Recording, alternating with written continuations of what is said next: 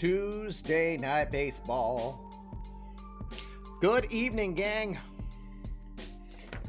Hope you are looking forward to this Thanksgiving week. Happy holidays to all of you from all of us. It is Tuesday, believe it or not.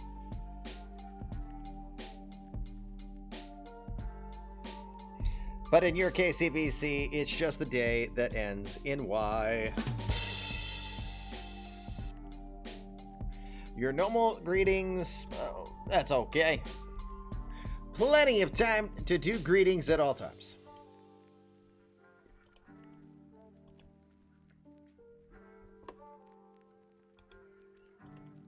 Good freaking evening, everybody. What's your language, bud? We're on the air. Thought I could slip one past him. Not to be.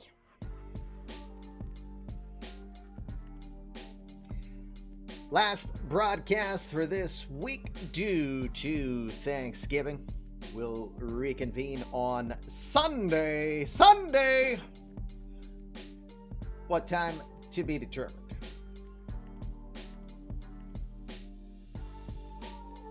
No, sir, I am not a commish. I am a real horse. No, sir, I don't like it.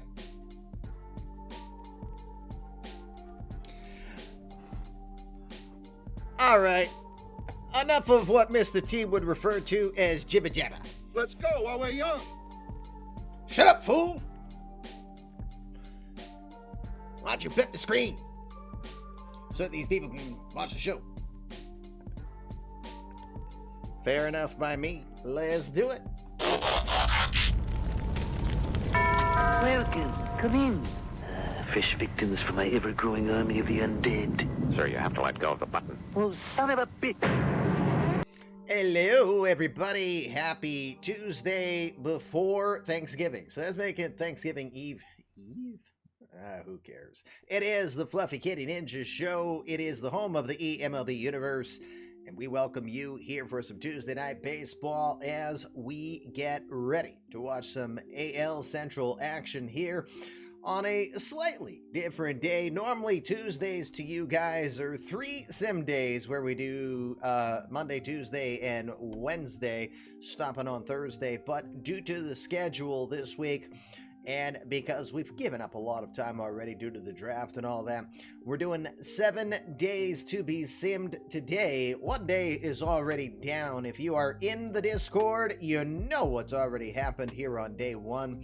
If not, well, we hope you will seriously consider joining us so that you can become a deeper part of the eMLB experience again. eMLB is only as good as the people that make it. And we appreciate all of you who are here and keep coming back. Those of you that we might have lost along the way, we hope that you will consider returning at some point. We hope to still be here at that time. All things willing, knock on wood. Must be hollow. Anyway, it is Tuesday Night Baseball. 7 days to be simmed. 1 day is already done. The other 5 after our national broadcast day will take place offline so that we can streamline and send that out quicker to you. We are excited. Excited, I tell you, because we're almost in September. And that means that you guys and your brand new rule is going to come to play because the league voted to expand from 28 players eligible in September to 30. That was a GM voted rule. We do have a level of democracy around here. Kneel before Zod! I'm sorry. Once in a while that happens by accident. TB keeps winning. Wild card, here we come, says Alex, and he says it's all has to do with his player getting called up, right? But he kneels. Thank you. We appreciate it. That was a running gag. Anywho, it's time to get into today's action so I don't keep you guys around too much. Normal format, we're going to the American League Central. Let's see where things are on this Tuesday, August 18th in the universe of eMLB in the year Great of our... horny toads!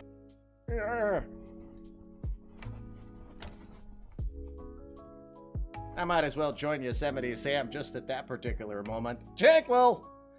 Hurry crap! Not only did he give us a Twitch baby earlier, because he dropped his 9-month sub, I assume our Twitch baby is going to be named Les Expos. And if not, Mon Dieu. No, that's too obvious. Sacre Bleu. I think that would be a good one. Whatever it is, don't name it Cuchin. Watch your language, bud. We're on the air. Daffy does speak French. Okay. Jay Kuhn got a gifted from that one, so Dexter Morgan's gonna get a mini boost there. Must be something in the wrench. Alright, Dexter, Jay Kuhn. See if anybody else came across there from those gifted subs that is owed something. But of course, 10 gifted subs going to Bond. James Bond. We think. Although I do like your new player that you're planning to put into the next draft. I'm going to work on that here during this holiday week, and I think we'll have a lot of fun with that. So, here is the standings as we come into the second of 7 days in this sim. Orioles continue to lead. Red Sox are right on their tail. They have gained a game of recent. Rays, don't count them out. They've won 5 in a row under new management. Still under 500, but they are trying to make a little bit of noise here. We'll just find out if it's a case of little, too late. We'll find out soon enough. Red Sox game and a half back. We'll talk about them again in a moment. Today's game of the day or night, as we're getting ready to do. Indians can thank an 11-5 month of August thus far to give them a 2.5 game lead over the White Sox. Meanwhile, Minnesota Twins, who we will be watching tonight, winners of 2 of their last 10, and at the same time, in their last 40, they've won 13 games. They basically won 1 and lost 2 here at this particular point in the season. That's going back to July 1st. Not a good sign for the Twinsies here in the dog days of summer. Tigers are still kind of treading water, as are the Royals in that division. Everybody's still within 10. Yeah, anything's possible, but very unlikely. Angels are holding the current lead, but the Astros are pressuring once again. They've gained 2 games in the last 10 to now be just a game back. Again, Angels, Astros basically vying for trying to be the best team in the league, although we'll talk about who is the best team in the league at the moment. In the wild card, Astros very comfortably in the driver's seat, so whether or not they pass on the Angels, they do have home field advantage for the 1-game play-in. As a reminder, next season that will change to a best of 3 with the expansion of the league. But for this season, 1-game play-in. So if you're going to have to play in, play from home as best as possible. And the Astros, 8.5 game cushion against the Red Sox for a risk of losing home field advantage. I think they're pretty good. Red Sox, though, are trying to stave off everybody else. They currently come into this game percentage points ahead of the Mariners, mostly because they have a couple games in hand. Mariners are tied for that wild card spot. Rangers 3.5 back. White Sox better shot at winning the Central, are 6 games back in the wild card. Over in the National League East, Phillies are basically holding serve against the Nationals, the world champion Nationals, that is. They are 5 games ahead in the division. Braves are now 15 games under 500. Nobody is within 15 games of the Phillies here. Cubs, well, they're starting to outright run away with it. They've won 11 in a row. They are 76-41, which gives them a percentage point declaration of being the best team in eMLB at this moment. We'll talk about the rest of the division, since their chances of making the postseason are now firmly in the wild card situation. Highly unlikely the Cubs are going to lose this division. Their magic number is the closest to closing it out. Padres are leading by 5.5 over the Giants. Giants are 20 games over 500. Still an excellent story for San Fran, no matter where they end this season. Sean Paxley or Mike Kilkenny doing a heck of a job over there in San Fran. Might have gotten some gifts named Ronson and, Michael Shaw Cade and Ethan Candela, but, you get the idea. Dodgers, don't count them out. They are 12 games over 500 now, winning 9 of their last 10. That is going to be important. Chris Holland, we warned you. We warned you bringing Chris in. He was going to be deadly and silent, and he's done both. Here he comes. Watch out. Look over your shoulder, San Fran and San Diego. Steve Kim knows quite well. San Fran is leading comfortably in the wild card. They have 4 games up on the Dodgers at this point for home field advantage, so it would be a battle of the West if the wild card was settled today. Cardinals, Brewers are still in it. They're a game back. Nationals, world champs, trying to make sure they can repeat. They've never missed the playoffs under NC Pirates' reign here for 4 seasons. So they're trying to hold that serve. They are now 2.5 back in the wild card, 5 back in their division. All right, let's look at which games are taking place today. Then we'll get into tonight's game of the night. Mets taking on the Yankees in the Battle of New York. This one will be from the Bronx. Gianfran Escalona. Been a tough August for him. It's been a tough year for him, more or less. His ERA is at least a run and a half higher than it's been before. He will draw Ethan Wood in this game tonight. It's a 5:35 start. Corporate special from the Bronx in this one. Where are the Marlins in the wild card? The answer is on the golf course. The Rays will take on the Jays. Dave Pink, 0-1, 2.18 ERA for Toronto. He gets the draw. Doc Luger in this one. Luger, 8-9, 4.5 ERA, trying to help the Rays continue their recent charge of late. Cardinals will take on the Red Sox. Battle of the 2004 World Series. It's a rematch. Seth Lonsway will take on Noah Syndergaard. Well, there were other rematches that they had as well, too, right? That's just my favorite. Wonder why. Seth Lonsway will take on Thor himself. Not looking like Thor, looking more like Thor with Mjolnir broken in pieces. Noah Syndergaard, 6-11, 6.52 ERA, although that is better than where it was even a month ago. Tigers will take on the Rangers in Globe Life Field in Texas. Michael Moore will take on community-created player Cassie Thurman. Cassie is 7-9 this year with an ERA just below 5. Indians and Twins are our game of the day. We're going to pitch later. Thor pitching like Jane Foster. I don't know. Jane Foster was pretty beastly there for a while. So which one was the weakless of the Fiddlers 3? Or the Warriors Fiddlers 3? Yeah, Warriors 3. Which one? Then that's what he's pitching more like these days. Speaking of guys who are pitching like the weakest version of the Warriors 3, Jose Barrios.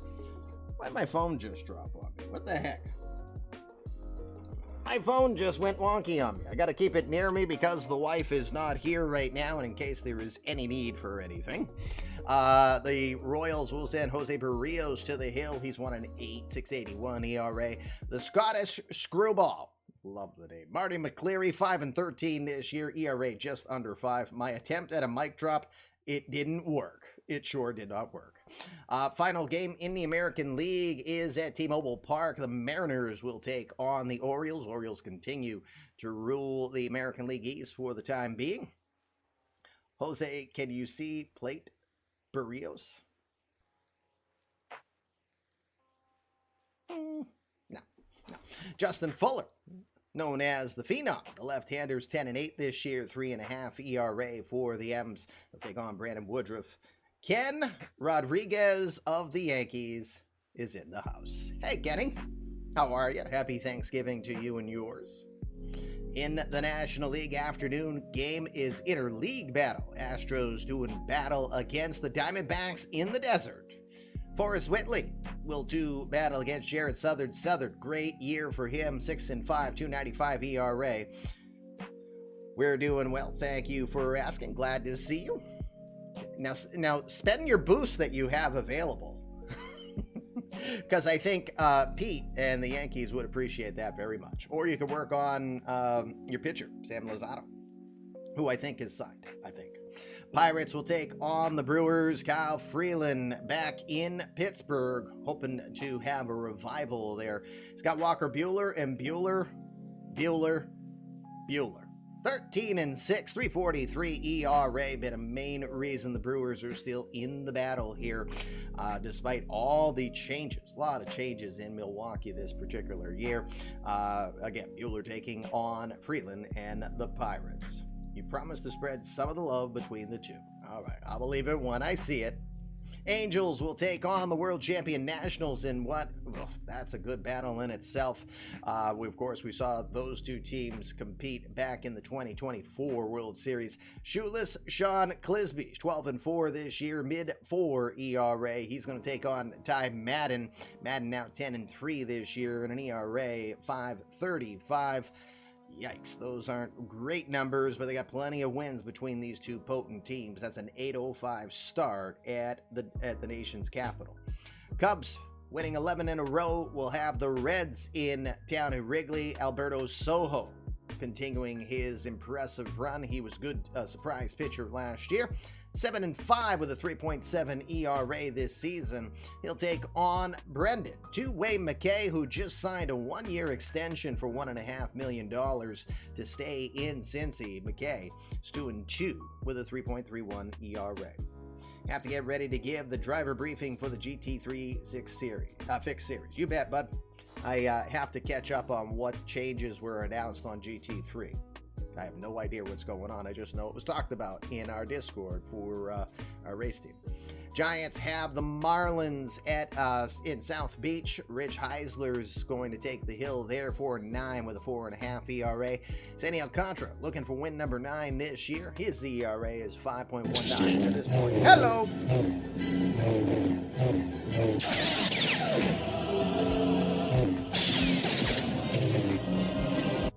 Harris Buehler coming on in.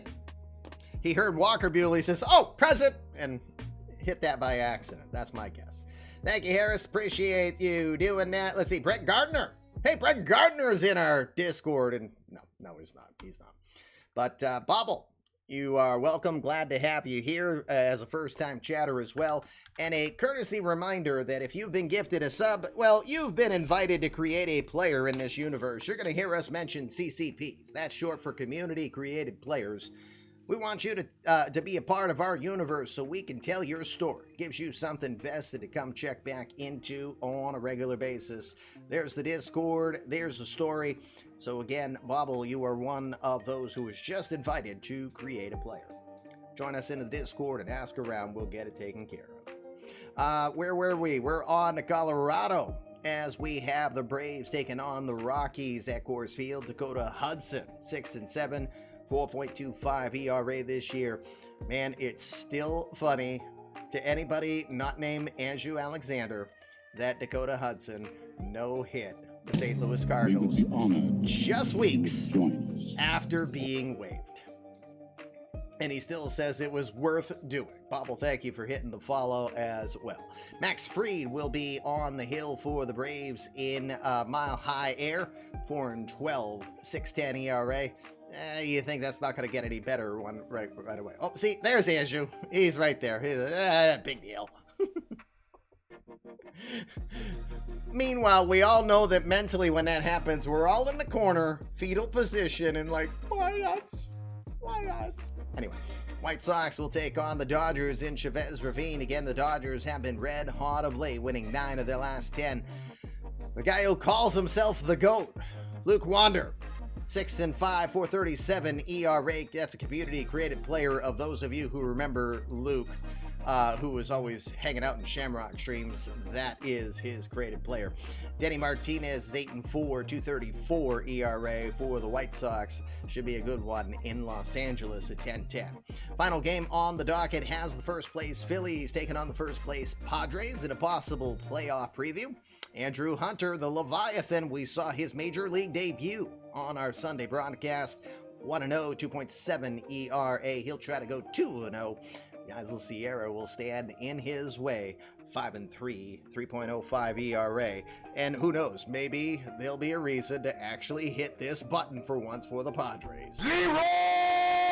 Dragons! Maybe Leroy will play this day. Maybe not. Either way, I just pressed the button. Let's get into today's game of the day. Well, night. Assuming we don't have a rainout. Yay! Can't help but celebrate when there is no rainout. All right, let me remove myself. Only if it's a lefty.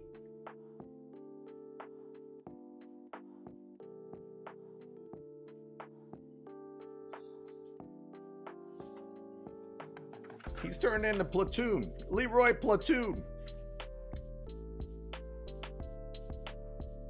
Alrighty, gang. We'll talk about the bets in a moment. Let's go check the situation. Make sure everybody is where they belonged. Cotton, Gilliam, Dieter, and Long. Lineups are good. Let me know if you have any last-minute changes, Sadia.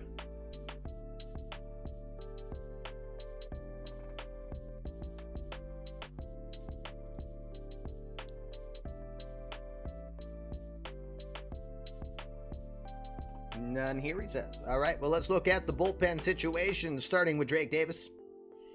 Davis, 19 appearances so far this year, 4.09 ERA for the Highland Ranch, Colorado native. Last seen taking on Colorado, where he went 6 innings, giving up 5 hits, 4 earned runs. He earned his first eMLB victory of his career in that one.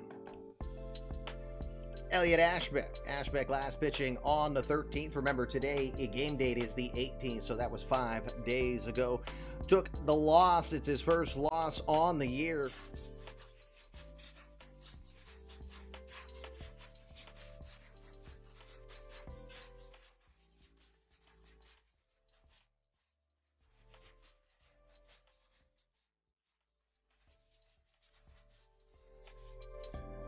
Old Twins, wow.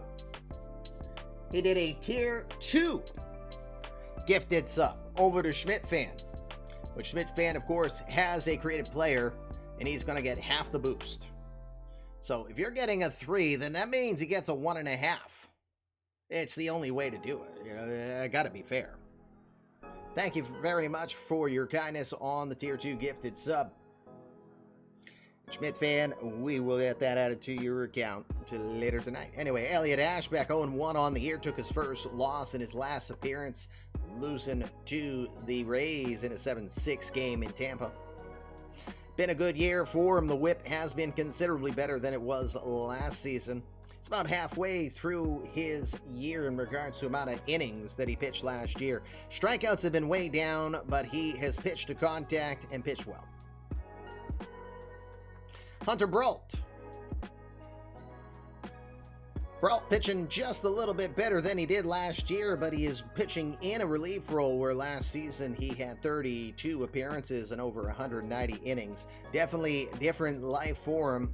The Hawaiian has considerably controlled his walks much better, raised his strikeouts, but he has been probably more hittable than he wants to be. We'll see if he can continue to work on that.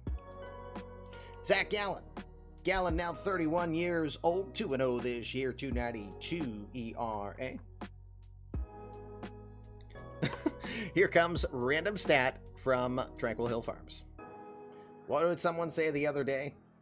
68% of stats are fabricated from Tranquil Hill Farms? I forget.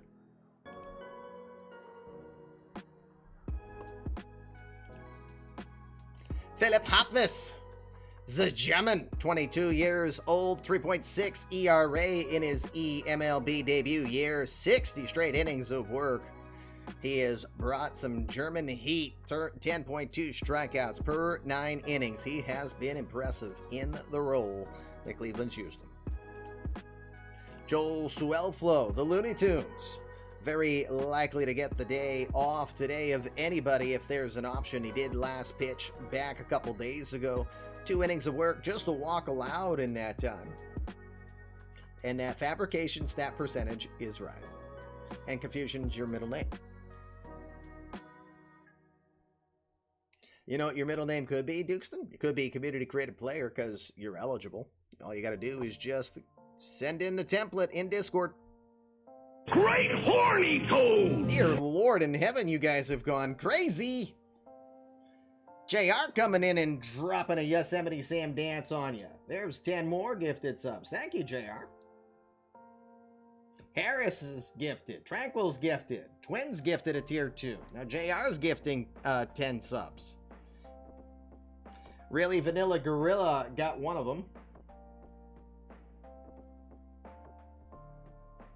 I gotta write that down because he's got a community created player. I don't recognize any of the names, but they are all eligible if they're here. Hey, Fug, you are welcome. Thank you, JR, for the kindness. Procrastination is your middle name as well. Well, you got plenty of time, but better submit a player now so that you can work on them for quite a while. Anyway, 12 flow, 2.67 ERA, run and a half better than he did last year. Whip is considerably gone better. He's been able to keep the home runs in check and raise the strikeouts. That is a good winning combination for the ground ball specialist. Chris Wilson, 24 saves to his credit this year, 2.33 ERA, another run and a half better than last season. Been very efficient. It's been keeping the home runs in check. Just 3 home runs allowed in 54 innings of work. Finally, Zach Hughes, known as the deranged one. The former Met has 12 saves to his credit this year, working with a 3 ERA. He has done better on controlling the hits. The whip is down to 1.24 since being a part of the Indians. Hughes seeming to like the adjustment here. Maybe it's just meaningful baseball. Who knows?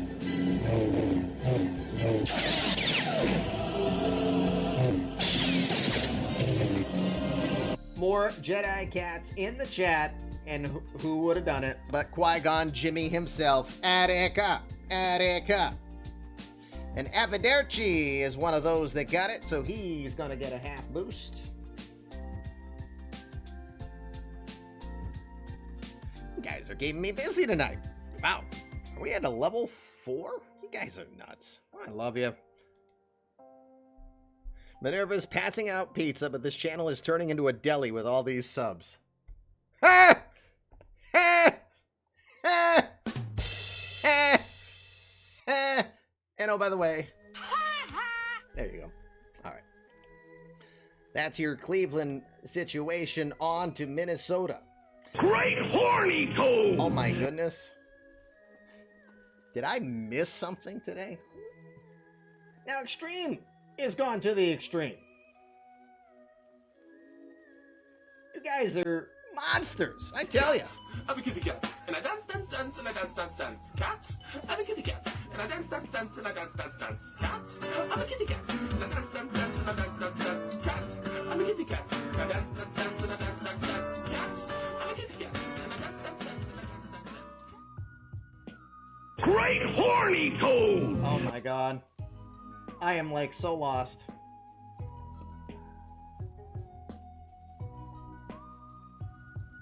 It's subs giving, apparently. I think you guys are right.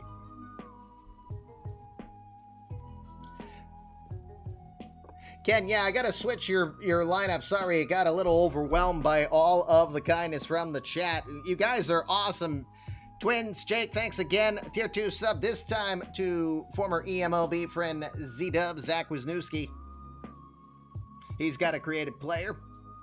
And then JC. Wow, you are the man, all of you. I cannot thank you enough.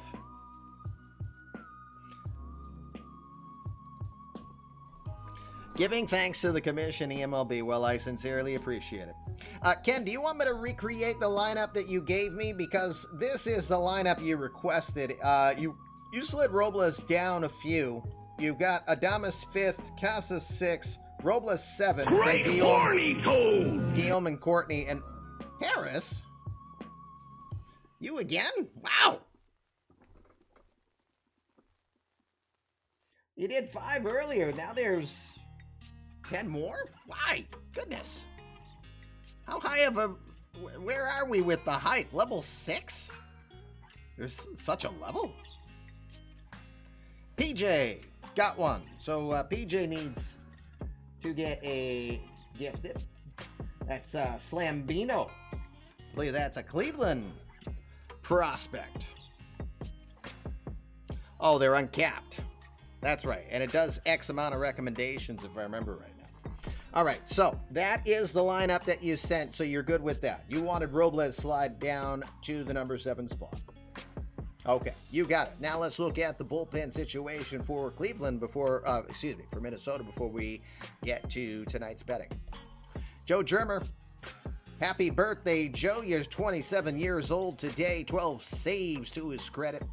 3 straight seasons of 10 or more saves for the 3-year veteran. ERA just under 4.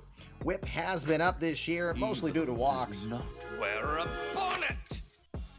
Wow, what are you doing, dude? Now that's a tier 3.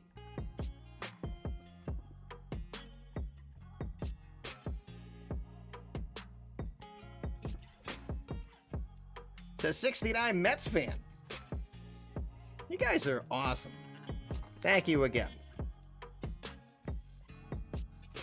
I'm just thankful for you guys. I mean, again, whether or not you're doing this, you're keeping this fun.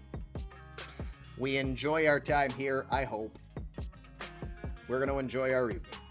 Joe Germer, again, 27. Happy birthday, Joe. 3rd season in the majors. 10 or more. 10 or more saves.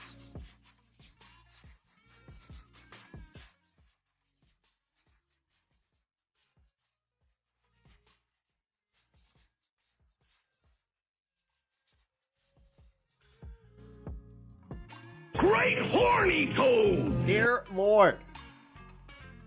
Is there a broken button or something?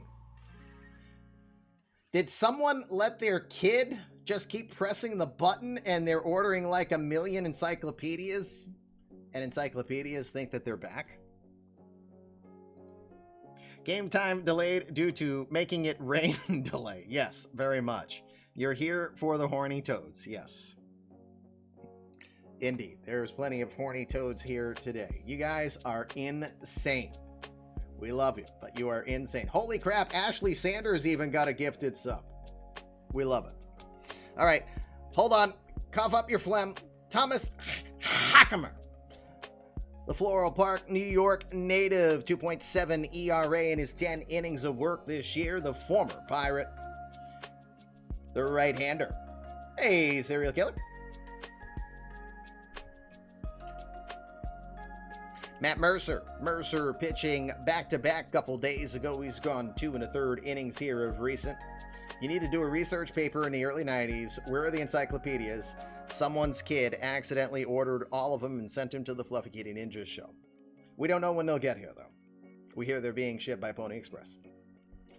Just under a 2 ERA for Mercer so far this year. It's been an impressive one, about 3 runs better than last season. And pitching in more innings of work. Matt Mercer showing us how to get it done.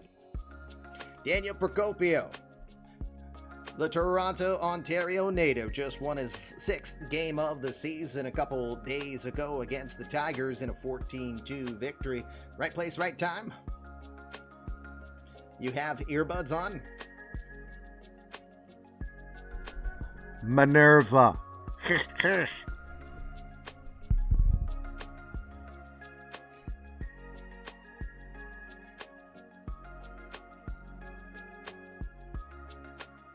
Now I'm all confused. All right. Anyway, Procopio won his 6th game of the year, inning and a third, giving up a run. Guess it's good to be right place, right time from time to time. Joe Quintal. Quintal, another solid year for him. 2.19 ERA over 70 innings of work. Yeah, Boss Battle's not active just yet, but everyone's going to jump on board anyway.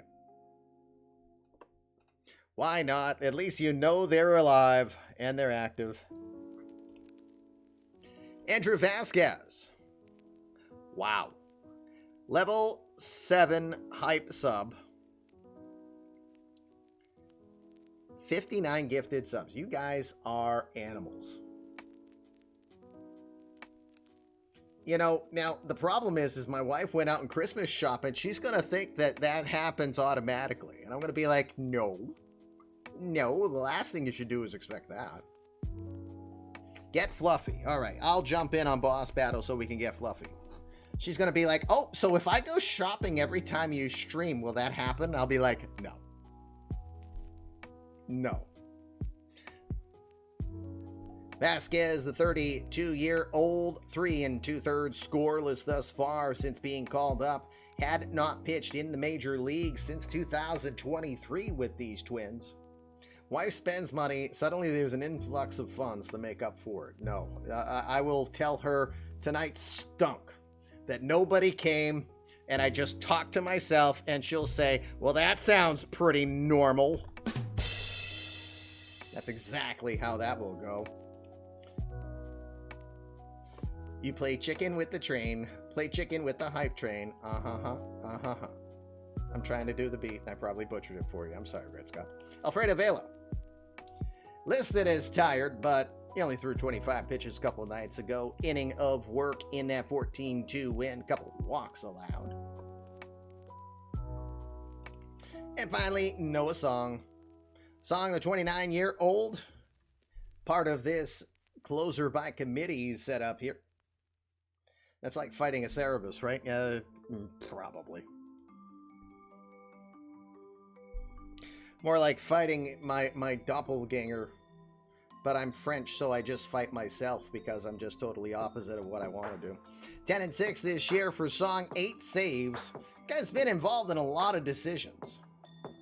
We should set an over-under on whether or not Noah Song is involved in the win, loss, or save in tonight's game.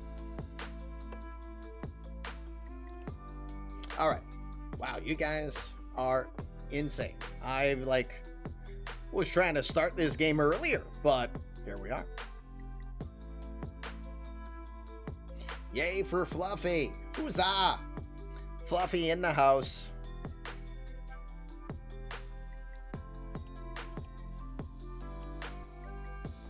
You know what? I think we're going to do it again tonight, gang. We're going to set the bar one more time tonight. Over-under prediction for your hairballs before we talk about the bets. Let's start us off with the starter predictions. The over-under this evening will be once again like our last one. We're going to keep it at total hits, and we're going to set it at 20.5. That is to bet on hairballs. Hairballs are the channel points. And you can see if you are a GM which options you've got. If you're a non-GM, which options you've got to bet there. 30 minutes to put your bet in on tonight's over-under. In this entire game, will there be more or less than 20.5? Yes, that was. I want to duplicate it because I think it's a really good challenge in tonight's game. Now let's talk about your favorite part, which is embracing your inner Pete Rose and betting on tonight's game. Betting is for balls of yarn. We don't bet real currency around here. It's balls of yarn. Balls of yarn are the currency of the Fluffy Kitty Ninja show and the lifeblood for those of you who want to create a player in this eMLB universe.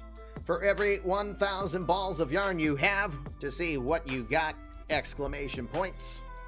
For every 1,000 balls of yarn you possess, you can trade those in by using exclamation boost, and that'll give you a boost towards your player.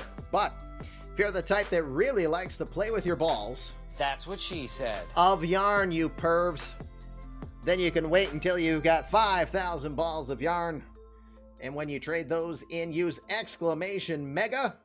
That'll summon Lion-O and the Thundercats. You know, they're the cousins of the Fluffy Kitty Ninjas. They are going to come on in and whoop some samurai dog butt because Mumra ain't around these parts yet. And for 5,000 balls of yarn, you would get an extra boost. You get 6 for the price of 5. Here's how the betting works. You'll see people in chat writing down which team they think wins this game, and the number they put is how many runs will the winning team score. So in chat, whether you've been here a long time or it's your first time you hear my voice, you can play this game. We want you, the more the merrier. We're trying to break records around here. Each bet is separate. Here's how it goes. between now and the end of the first. If you put a bet in, which Sadir is keeping track of, and you're right at the end of tonight's game, you're going to win 75 balls of yarn. You can put a bet in after the second inning, no problem. Just means you get less of a chance to win. You can only win 50 balls of yarn, and your last chance to win is tonight. Third out of the bottom of the third inning. That will win you 25 balls of yarn. But please note, at any time, if you choose the wrong team, or if you put your future expansion team as the winner, not naming anybody, Tranquil Hill Farms. I kid. No, but if you pick the wrong team, you'll lose 25 balls of yarn. That number, though, you can't be hurt by the number. You can only be helped. If you nail the number, regardless of the team, you get 50 balls of yarn. Minerva's ears just exploded? Maybe. Hey, Minerva.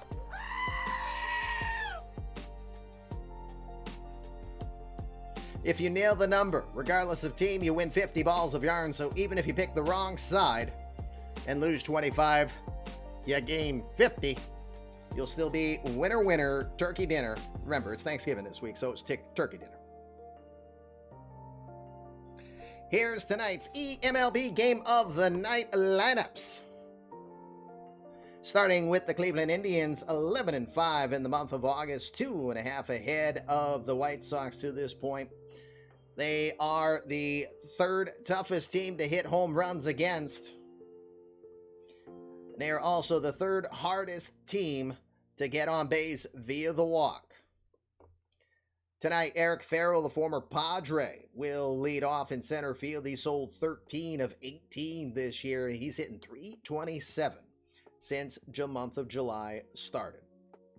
He'll lead off in center field. Francisco Lindor. Now with 2,005 total career hits, he became the second Indian all-time with 2,000 hits in the history of the organization. Only Nap LaJoy is the only other one to do that. He's at short tonight, batting second. Aaron Judge, all rise, 397 home runs now, 67th all-time, one behind the great Brave Dale Murphy. 35 of those this season as a member of the tribe. Judge is in right field, batting third. Don Erickson, probably... We would be honored if you would join us. Geez, Blue Moon is craft? Are we talking craft beer? Because Blue Moon's not bad. Thank you for hitting the follow. Welcome to them Fluffy Kitty Ninjas. Don Erickson might be the best acquisition all season trade-wise. Erickson, 34 home runs this season, hitting .328 in the month of June. Blue Moon is craft beer. That I know. Yummy, yummy. Erickson is your DH, batting in the cleanup spot. One of our two community-created players tonight in the game, Forrest Heiter, the second-year veteran from San Diego, has got a 13-game hitting streak coming into this one, where he's hitting .389 with a home run and 5 RBI in that span. He'll bat fifth and behind the dish tonight. John Cotton, 1.0 legend, back here in the 2.0 universe, hitting .270 since the month of July, so he's heading in the right direction, but still trying to find his way. He'll bat sixth, and he's in left field tonight. Bobby Gilliam is back over at first. The rookie from Texas, batting seventh at first base. Brandon Dieter, the former Philly, is at second, batting eighth. And rookie Ethan Long, with a 6-game hitting streak, bats ninth and is over at third. Willie Whip Sentner, Richmond Hill, Ontario native, makes his 25th appearance on the year, 24th start. 9-5 with a .397 ERA. Since being traded from Pittsburgh, he's 6-2 with a .443 ERA. In his last 5, he's 2-1 with a 5.11 ERA, but to show how well he's pitched, his FIP is 2.88. ERA 5.11, FIP 2.88. Sentner, pretty good. He gets the start for Cleveland tonight. For the Minnesota Twins, the former world champion Jahmai Jones with the Los Angeles Angels, 2024 Gold Glove was 2 for 5 with 4 RBI in his last game against the Tigers. He had a double and triple in that one. He will lead off in left field tonight. LaRon Smith, friend of the eMLB universe from Spruce Grove, Alberta. He's got hits in 6 of his last 7. This year, 2026 All-Star Smith leading off, or batting second, and catching. Alex Kirilloff will bat third in right field, hitting .303 here at target. Feeling comfortable and batting third. Miguel Andujar, the former Yankee, now in town as the DH. He will bat cleanup with a 3-game hit streak coming into this one. Willie Adames is over at third base tonight. This is his first game back since July 22nd. He had a torn hamstring. He will return to action in tonight's game. Gavin Casas, the Rule 5 pick from Philadelphia, is hitting .314 when he plays in front of the hometown crowd. He'll be at first, batting 6. Victor Robles, 22 of 25 on stolen bases this year. 4-game hitting streak coming into this one. And as always, the human vacuum cleaner and human highlight film when he's on a game of the night. Let's see if he does any magic. He's batting 7th in center field. Louis Guillaume is batting 8th tonight over at short. And in his first game batting as the number 9 hitter this season, Tony Courtney, the second baseman, will turn 22 years old next week. He is batting 9th over at second. He is your defensive leader in all of eMLB in zone rating and defensive efficiency for second baseman. Mark Jones from DeRidder, Louisiana. Former 8th round selection by the Astros in 2022 from Florida State. When he's pitching at night, 10 starts this year, 3-4 with a 2.91 ERA. He loves the nightlife and he loves to boogie. We'll see how well he does in tonight's game. There's your matchups. Don't forget, you can continue to bet. We hope you will do so. We've got plenty to be thankful for around here. We want to break some records. Keep Sadier busy because he's also GMing in tonight's game. Meanwhile, let's get to Target Field.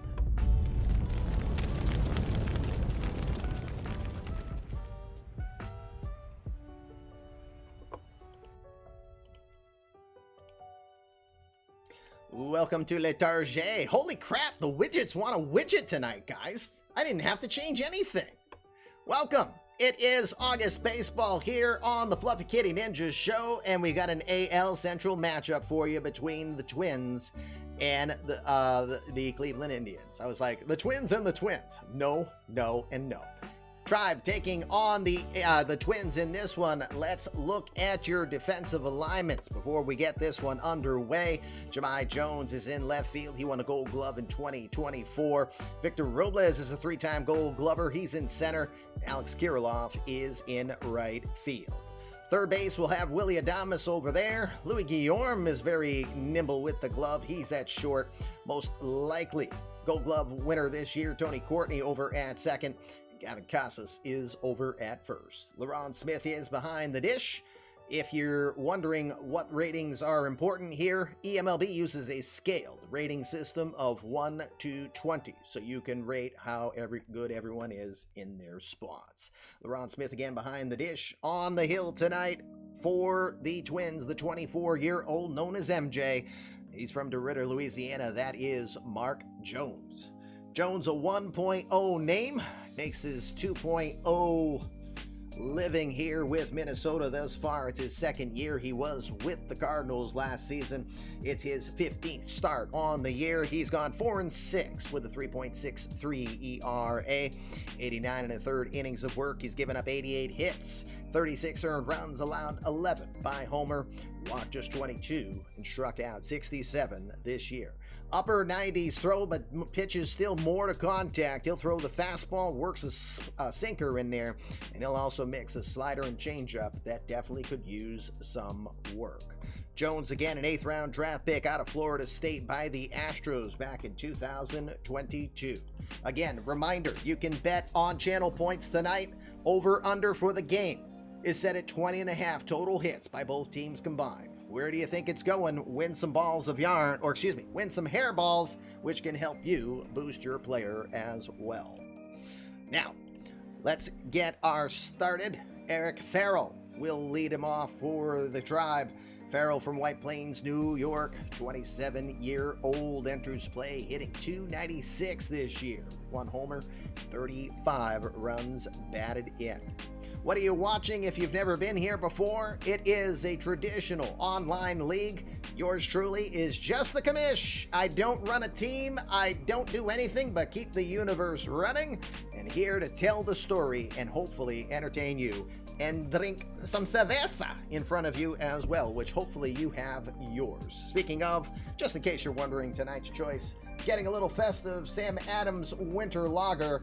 I mean, a holiday lager that's got cinnamon, ginger, and orange peel to it. It's just fitting for the season. 5.6% alcohol content. Nice color. Nice color to it. That is our beer of the night tonight, Sam Adams Winter Lager. Leaving work to get your cerveza right now. Good to hear, Ben. Good to have you here as well. So again, I don't do anything. I run the league. I will tell the story. GMs are managing this game tonight's GMs. Cleveland, Sean Janik. I will get it right at some point, Sadier, and I apologize. Sadier 420 is your GM and manager. And then it is Ken Butram, who's GT's Sundown in the chat. He is your Twins manager and GM. When you see me looking right, I'm seeing what they're telling me to do in whispers, so that way we're all being surprised together on the end results. When no one's on base, we go right to the result. So we'll do one pitch mode. When someone's on base, we will go pitch by pitch so we can tell the story that much deeper. With that, we're ready to go. Instructions are in. Beers in hand. Clink, it'll be a first pitch result. Cheers, everybody. Happy Thanksgiving, and thanks for being here. Thanks again for all the gifted subs. You guys are insane. I appreciate it. First pitch comes and shot right back up the middle, and that makes the overs pretty happy. One pitch, one shot right back up the middle, and Eric Farrell will lead us off with a base hit. Farrell came into this one with a .327 average since July 1st. He has been on a tear. That's over 156 at-bats. He'll increase that. Gets himself aboard with nobody out. Here comes Francisco Lindor. Just became the second member of the Tribe in the history of the organization to have more than 2,000 hits wearing a Cleveland uniform. Lindor hitting .249 this year with 20 home runs, 68 runs batted in. Eddie, why are you sending me DMs right during the stream? Everyone hears you. I'll pick on you for it.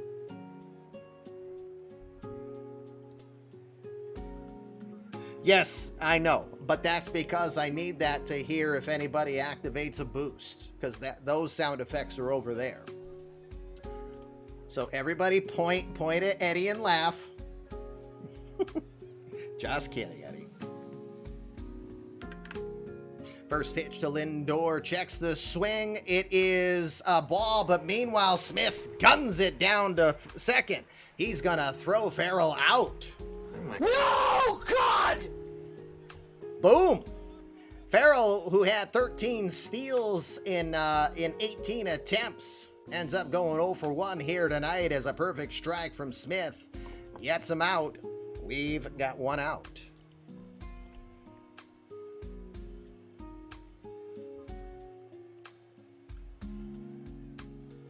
It is not the heist that bends. Oh, okay. Yes. 1-0 pitch. Gonna drive that towards left center field. Ranging to his right. What did we say? Victor Robles is in center field. The human highlight film shall commence, and already it is a sexy night.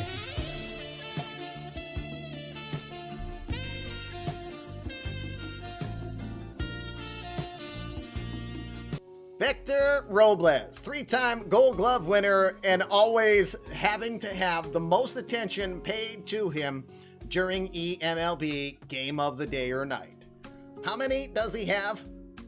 I have no clue, but it's like he's always doing it.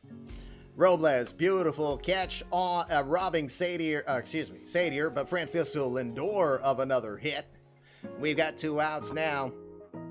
All rise. Aaron Judge enters into the box, having an excellent year. 268, 35 home runs, and 70 run-ins batted in. 0 for 3 lifetime against MJ.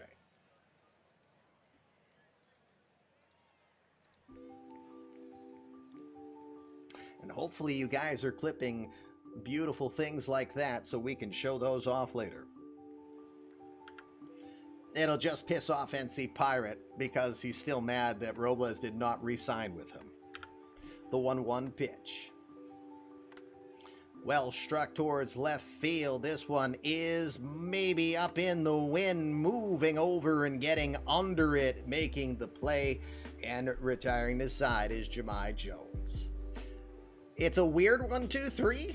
We only went through 3 batters, but the side is retired. No one's left aboard. Half an inning in the books. Cleveland has nothing. Here come the Twins. It's the eMLB game of the night. Happy Thanksgiving.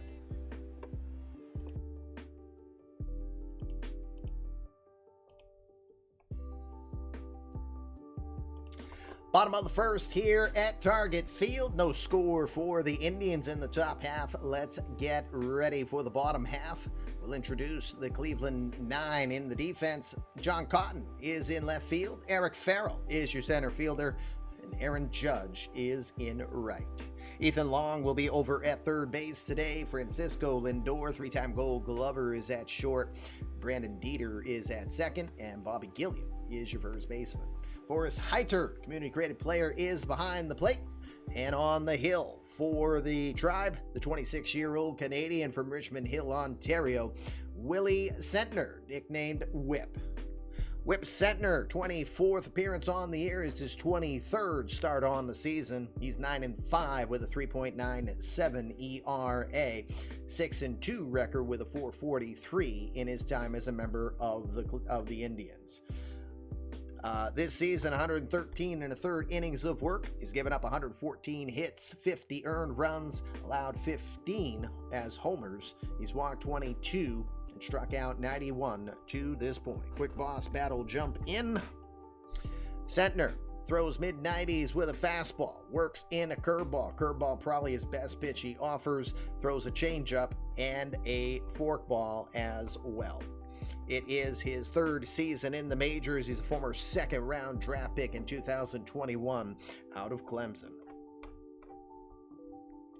All right, Sentner is ready to go. That will bring in Jahmai Jones to lead us off. Yeah, let's see if we can get Fluffy. So the more the merrier. Let's get Fluffy out there. Jahmai Jones from Roswell, Georgia, just turned 29 years old. Jones enters play tonight, hitting .257 on the year. He's got 5 home runs and 28 runs batted in. Again, he was 2 for 5 with 4 RBI in his last game against the Tigers. 1 ball, 2 strike pitch. He's going to lift that into left field, and that one will get down for a hit right in front of Cotton, who didn't read it very well. And Jones will get aboard. Both leadoff hitters have gotten aboard to start our game off. Jones is aboard. He is 2 for 2 in steal attempts this year. Does not steal often. Here comes the big catcher, LaRon Smith. Smith from Spruce Grove, Alberta, hitting .270 this season. He's got 23 home runs, 48 runs batted in. He has exactly 100 hits on the season entering play. Well, hi, Daffy. Hi, Grumpy. We only got Hong Kong Phooey. LaRon Smith is not a CCP. But he is a friend of Aiden.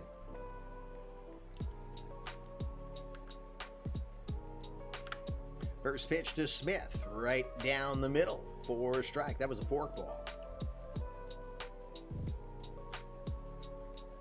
Smith has hits in 6 of his last 7. He's not really burning it up. He's hitting .258 in that span, has a couple doubles and 3 runs batted in.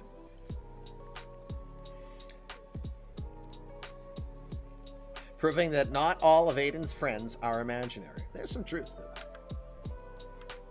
The 0-1. Swings and fouls that one off.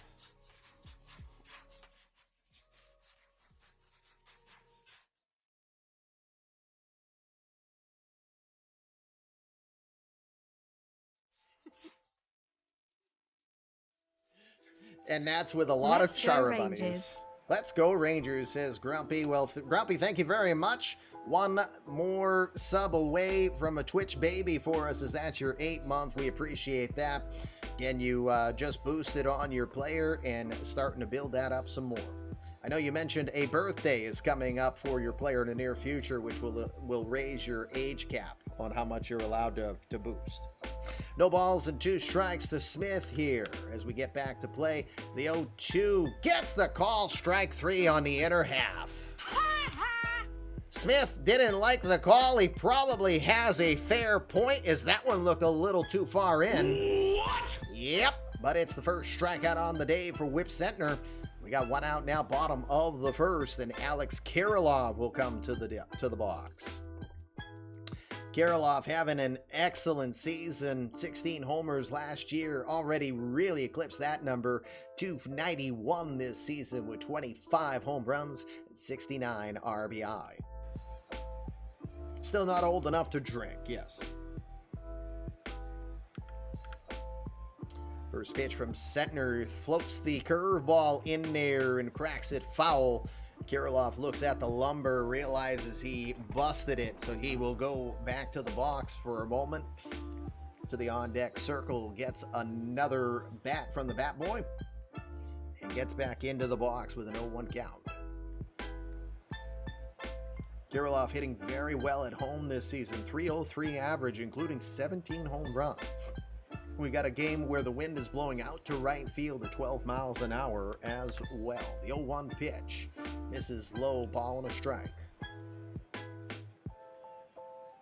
Kirilov now a 5-time All-Star. The 1-1 pitch. Curveball just misses inside. That was close considering how Smith got rung up, but no can do here. 2 balls and a strike.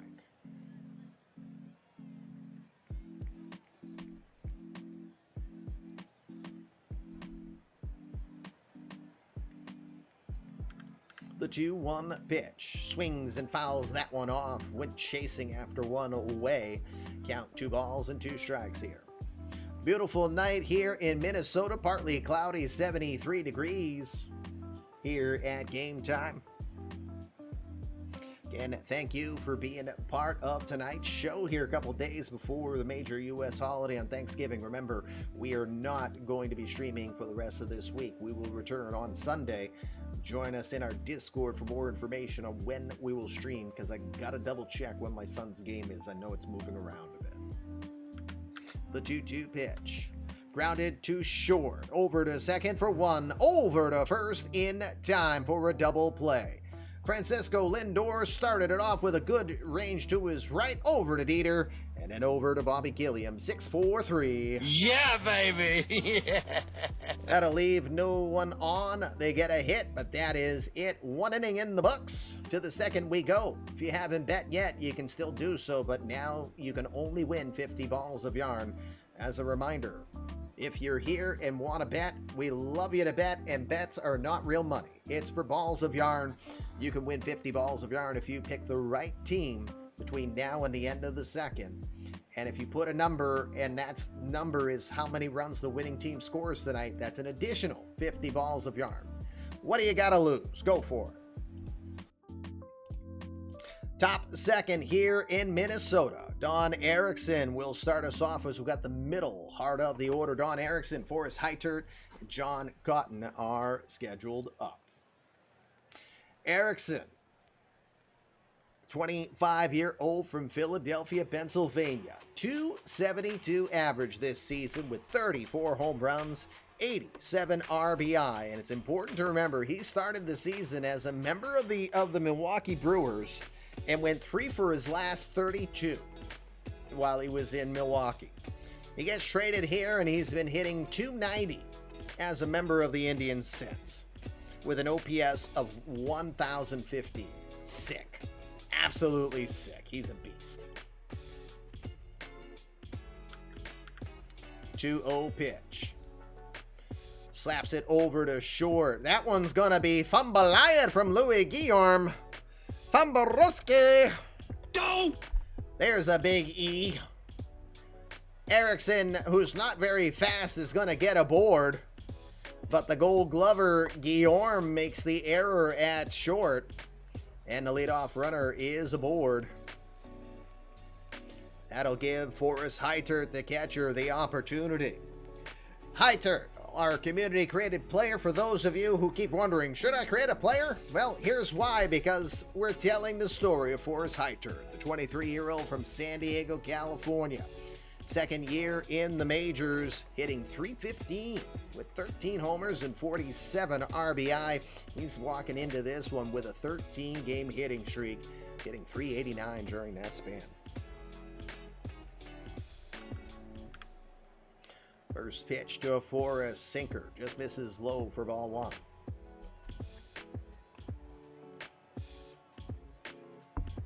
Yakety sacks.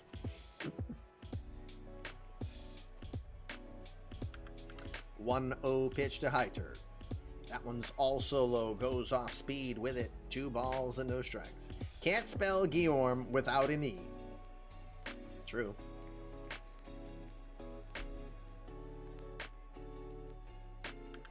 2-0 pitch from Jones. That one's going to be watched and in there for a strike. He's staying in about the same neighborhood. Gets that one in. 2 balls and a strike. Then it's Guillaume. It's not Guillaume then, it's Guillaume. The 2-1. It's gonna get under that one and lift it towards center field. Victor Robles is there. He is going to make the catch for the first out. I guess you can. Thanks, Minerva. John Cotton comes into the box, the 22-year-old from Madison, Wisconsin. Cotton enters play hitting .235 this year. 5 home runs, 17 RBI. Give me a moment. This is always a good time for me to be able to explain when we talk about 1.0 legends and all that stuff.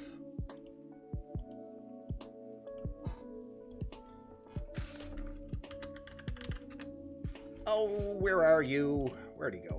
I must not be doing this right.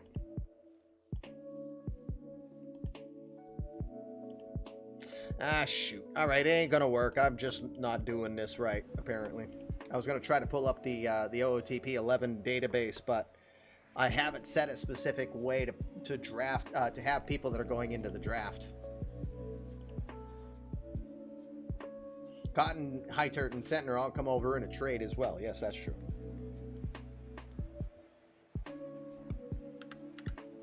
First pitch to Cotton. That one stays away for ball one.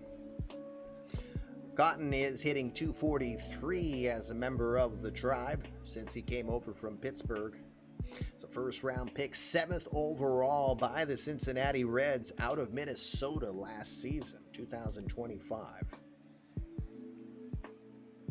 And you know what's funny, actually, that I look at it, in both trades, because Cotton's been traded twice this year. He got traded from Cincy to Pittsburgh, then Pittsburgh to Cleveland. Both times, Forrest Heitert's been a part of that deal. The 1-0. Misses outside again, 2 balls and no strikes.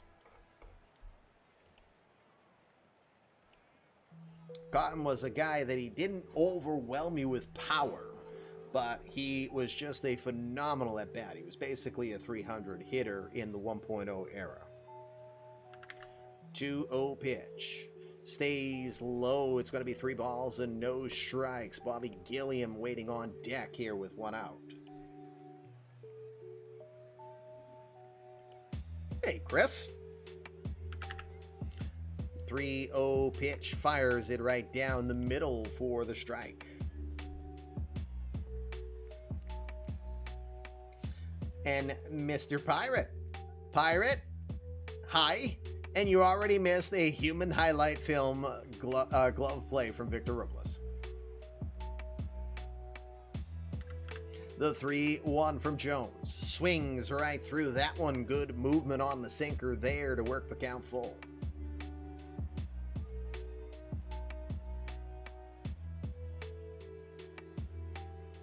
The 3-2 pitch. Erickson probably not going anywhere. The pitch. Swings up, it probably a ball 4, rolls it foul right side. We're going to do it again. Robles wanted to get it out of the way before he saw it.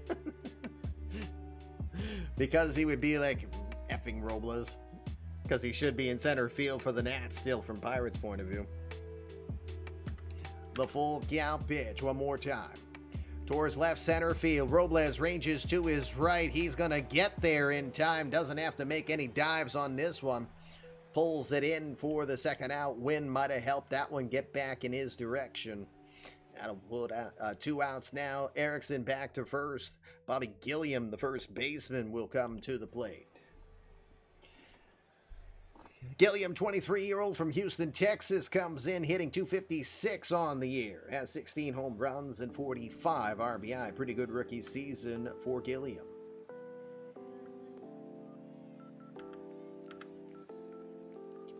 First pitch is going to be for ball 1.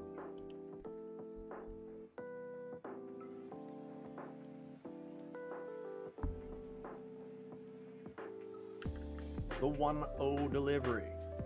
Misses inside again. It's 2 balls and no strikes.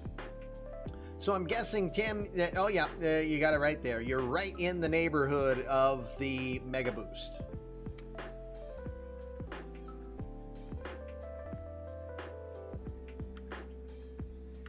.2-0 delivery. There's a called strike just on the black.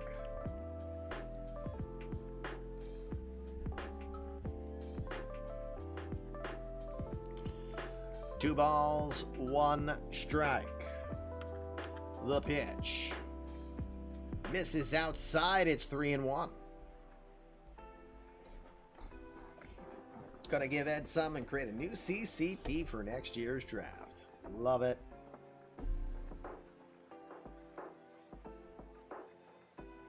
Brock Rutherford? Oh my goodness, I'm blanking. Why does that name sound familiar? Or is it? Oop, sorry, just saw your instructions. No, I hit the wrong button. 3-1 pitch from Jones. Lined into right field. This one's got some movement. It's going to get down. Runners are going to head. Erickson's rounding third base. Oh, boy. What do we do here, Sadier? Do you have Erickson round third and try to score? Ball is very deep. Erickson's a bad runner. Alex Kirilloff has a great arm. What do you do? No. No. Not his 5-speed, 3-steal. No. Gilliam will come in with the double. It's his 16th double on the year. That's got 2 runners in scoring position with 2 outs as the crowd boos some more at Cleveland manager Sadier. Nothing like peer pressure in the chat, huh? Brandon Dieter, the 26-year-old from Covina, California, will come in. Dieter hitting .282 this year. Has 7 home runs, 43 runs batted in. Has been struggling this month of August, hitting just .226 to this point.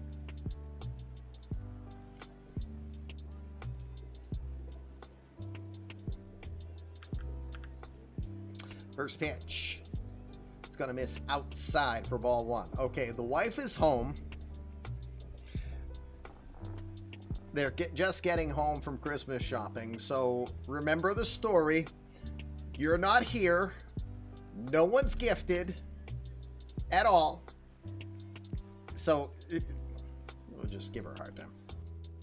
I don't want her getting any ideas that she thinks that she can Christmas shop whenever the heck she wants when I stream. 1-0 pitch. There's in there for a strike because you know what sound you'll hear if she buys into that theory? That'll be the sound of my wallet.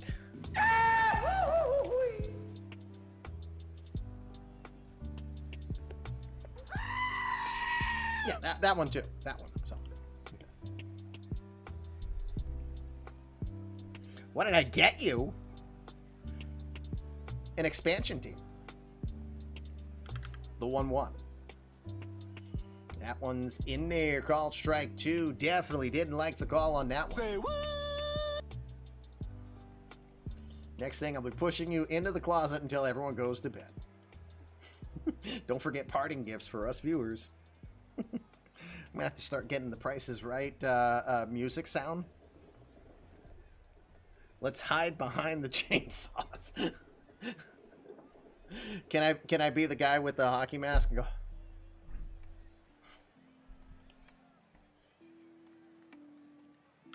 The 1-2 from Jones. Grounds it over towards second where Tony Courtney is waiting. He'll throw it over to first, and that is going to retire this side. Indians will leave a couple stranded, but they will get no one to get across the plate. Inning and a half in the books here. We'll go bottom of the second. No score on the game of the night.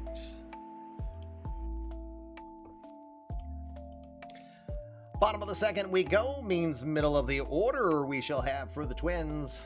Started off with former Yankee Miguel Andujar. Andujar, the 31-year-old from San Cristobal, got traded earlier this season in exchange for Mark Burton and Ron Lara. Andujar, now a 10-year veteran, hitting .275 this year. He has 18 home runs and 54 RBI, just .222 in 15 games here as a member of the Twins.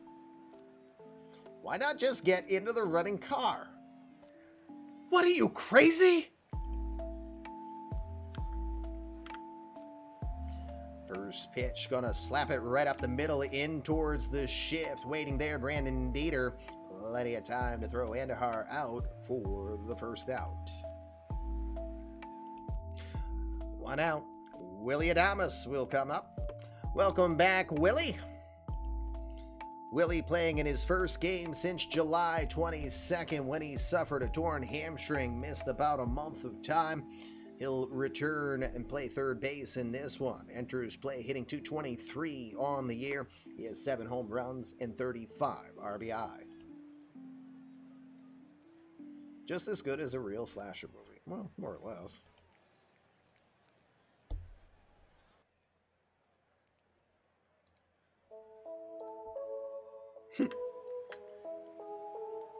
Hashtag Dexter Morgan. First pitch to Adames, slapped into right field. Fair ball. Fair ball as he gets it down the line about a foot inside of the chalk. And he's thinking 2. And on the first pitch he sees in over a month, Willie Adames will pull in with a 1-out double. That's his 20th double on the season. Nice work for Adames, who's now back. Line shaver. Yes, yay for hits. Now 4 hits for those of you going with the over here. Where are we on that right now? 59% of you went with the over. 41% went with the under. Man, that was different from the last time we did this. More than 3/4 of you went with the under. Adames aboard at second. We've got 1 out, and Gavin Casas will now be the batter. Casas, a Rule 5 selection from the Phillies this offseason. Casas hitting .245 this year. He has 7 home runs, 25 RBI, and he loves playing here in Target. He's hitting .314 with 4 home runs. First pitch swings right through that one as he was trying to do some damage. No balls and a strike.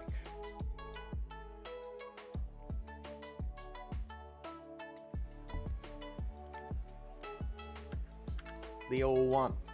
Big swing at the curveball, and he's quickly behind. No balls and 2 strikes. Looks like Setner's just toying with the Rule 5 selection. Hey, Mr. Audit. Boss battle, and now that I pay attention to what everyone's saying. Well, it worked for you, Sadir. I just noticed that what you wrote, you said 0-1 strike, then you changed it and said lol strike. It worked. Should just do that. 0-2 pitch. Swing and a miss. Fools him with the curveball. I cannot hit curveball. Straight ball, I hit it very much. Curveball, bats are afraid. Well, they are afraid in that instance. That was a pretty foolish looking at bat for Gavin Casas as Whip Sentner just rung him up. Fooled him terribly with an up in the zone curveball. Good morning, good afternoon, and good night in that one. Second strikeout on the day for Sentner. 2 outs now here, bottom of the second, and the human highlight film, Victor Robles, comes to the dish. Okay, Vic, earn some of that money. Robles, 202 average this year, 6 home runs and 30 RBI. He is on a 4-game hitting streak where he's hitting .333 with 4 runs scored over that span. Where's the no-hitter command? Ask Dakota Hudson. Yes. First pitch, curveball right in there, strike one. That's a third straight curveball come from Sentner.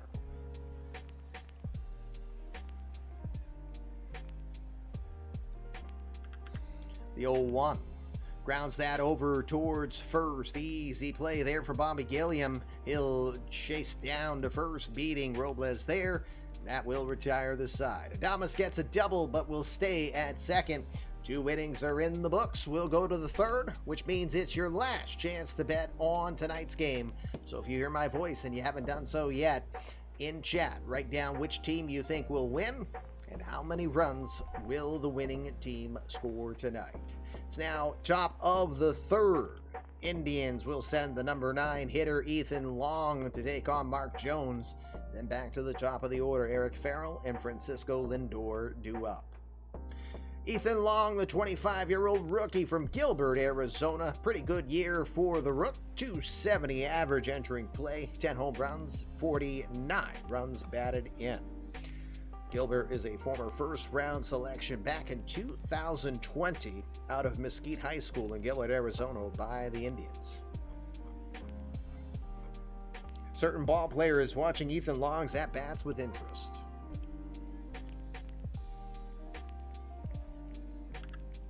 Must be a third baseman to another third baseman. That just sounds creepy. Says another third baseman. The 2-0 pitch. Shot right back up the middle. Almost took Jones' head off on that one. 87 mile an hour slider sent right back up to the middle. Now 5 hits on the day here for both sides. Long is aboard. Not the biggest stolen base threat. 2 stolen bases in 4 tries so far this year. Eric Farrell, he sent the first pitch he saw right back up the middle to start tonight's ball game off. He's 1 for 1. Third basemen are overrated, right? Says another third baseman.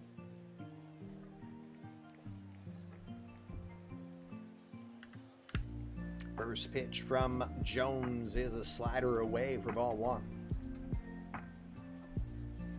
Casas staying close to keep Long nearby the bag. Defense is playing for double play depth here. The 1-0 in there for called strike 1-1. Long enters tonight's game with a 6-game hitting streak where he's been hitting .478 with a home run and 5 RBI during that 6-game span. Every right-handed pull hitter agrees with you. Ban third base. Yes.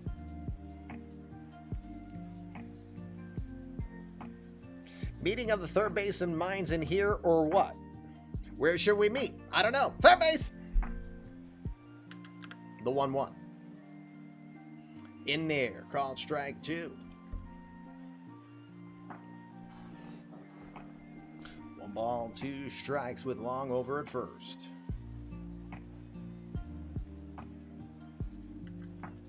The 1-2 from Jones. Just misses outside. Smith held it an extra moment. Didn't get the call.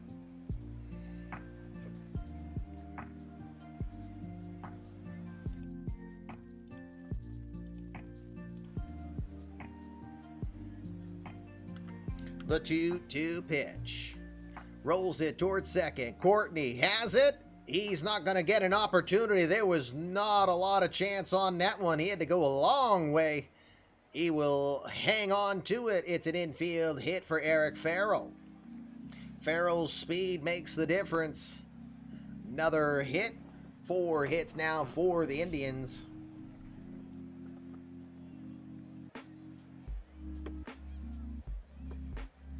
That puts Francisco Lindor up. Lindor is 0 for 1 tonight.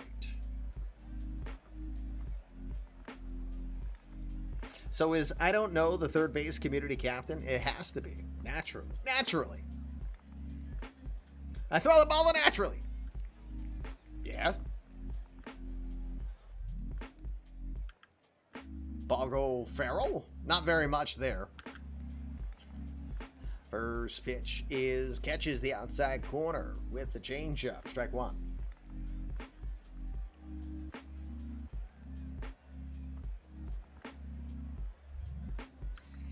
0-1 to Lindor. Is well struck towards right field. This one's going back. It's going to hit halfway up the wall.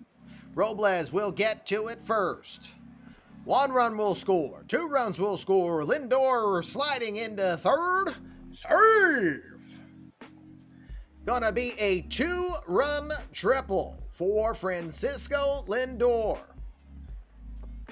Triple.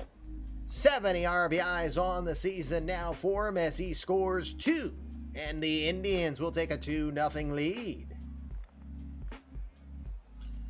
Lindor's 5th triple on the season. Wow. He has never had 5 triples in his career until that one just took place, and he still has more than a month of baseball left.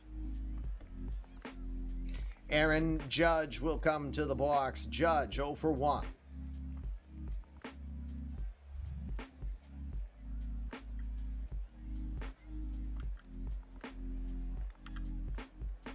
First pitch he sees is taken. Strike 1. Jones whipped that one at 98 on the gun there. A little bit of an angry pitch. You're back at third again. The 0-1 comes inside, doesn't turn on it. It's a 1 ball, 1 strikeout.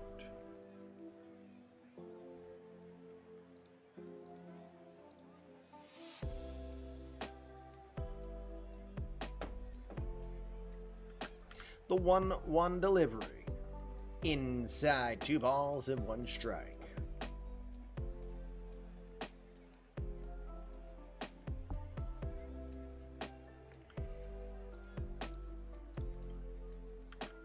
The 2-1 pitch is taken. Ooh, it's a changeup on the outside corner. Called strike 2. 2 balls and 2 strikes to Aaron Judge. Again, nobody out here. Top of the third. 2 runs already in. Just want to give him my best shot. The good Lord willing, things will work out. 2 balls, 2 strikes. The Judge checks the swing. They appeal. No, they say. It looked close, but he didn't break the wrist. It's 3 balls and 2 strikes to the Judge.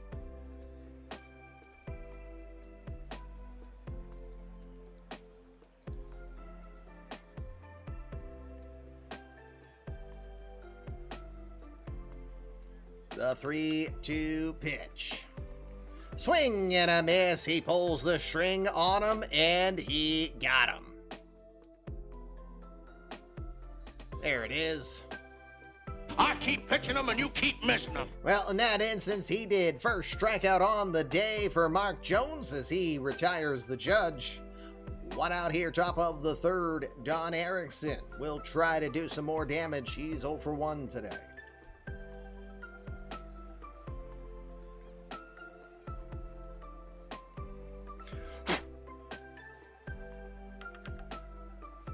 First pitch. That one's in the dirt. Good block by LeRon Smith to make sure it doesn't go anywhere.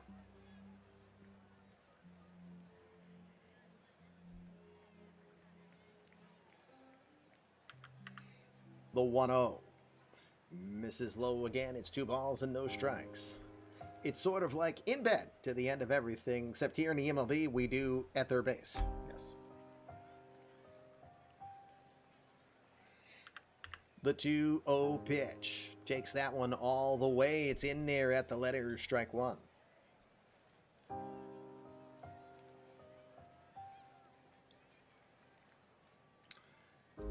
Lindor over at third, 1 out.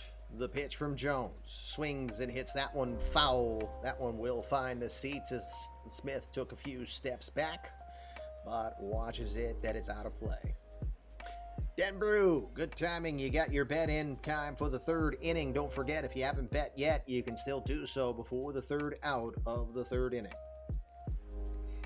Pitch number 50 coming up here from Mark Jones with 2 1/3 of work so far. The 2-2 pitch. Frames it, doesn't get the call. Smith is absolutely at a loss why that one didn't get strike 3.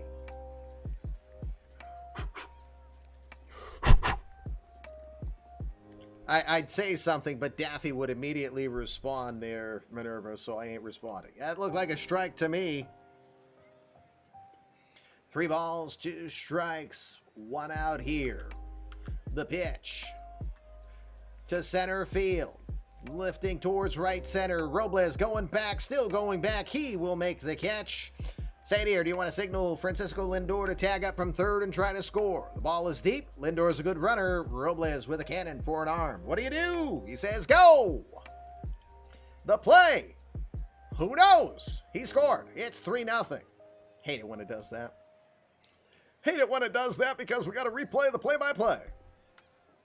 Well, he hit a ball to like right center field, and the guy caught the ball. He threw it in, and there ain't no chance in heck he got him. He was like, this is safe. All right, I'm good. Must be something in the beer. Cinnamon. All right. 2 outs now. Top of the third. 10 for 10. Huh? 10 for 10 would do it again. All right. 2 outs now. RBI sac fly for Erickson. It's his 88th RBI on the year. Spice will explain it.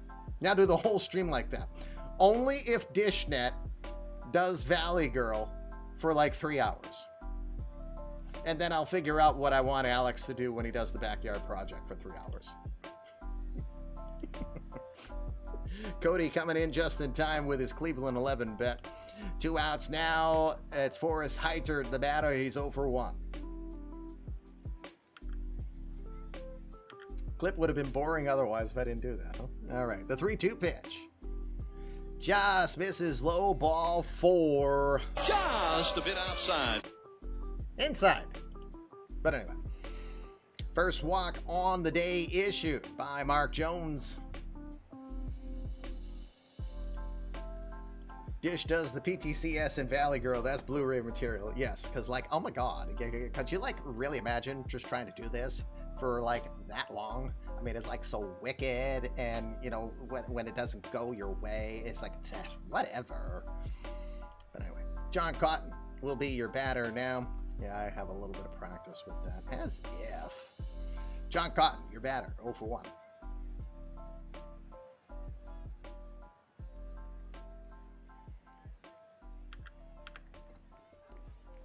First pitch he sees, hits it towards left field. This one is going back, but Jahmai Jones is right near the warning track and pulls it in, and Billy, your bet just snuck in time.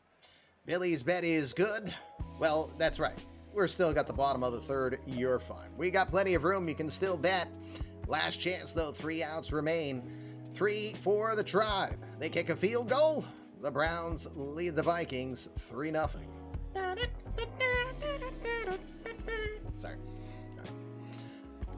Bottom of the third. We'll start it off with the number 8 hitter, Louis Guillorme. Guillorme, the 31-year-old from Davie, Florida, enters play hitting .250 this season. He has no home runs and 33 runs batted in this year. He's got hits in 5 of his last 6. 5 of his last 6 he's had hits.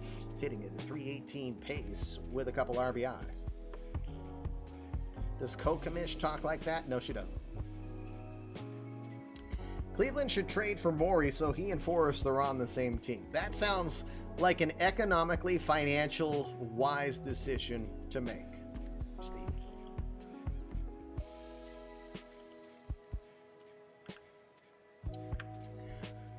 Guillorme awaits the 1-0 from Whip Sentner. Goes after one, and look at that one, man. That ball was way outside, and he whips it past Brandon Dieter for a base hit. Bobby Gilliam gave it a bit of a look. But wow, look at where this pitch was.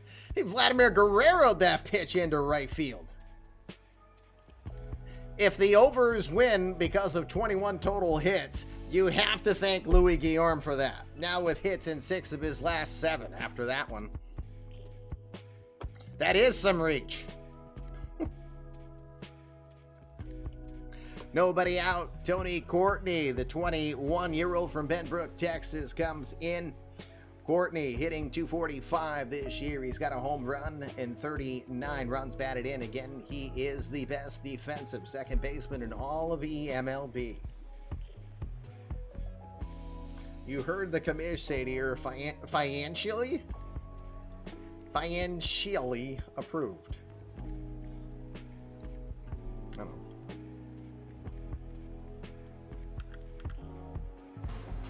First pitch to Courtney is a called strike with a curveball.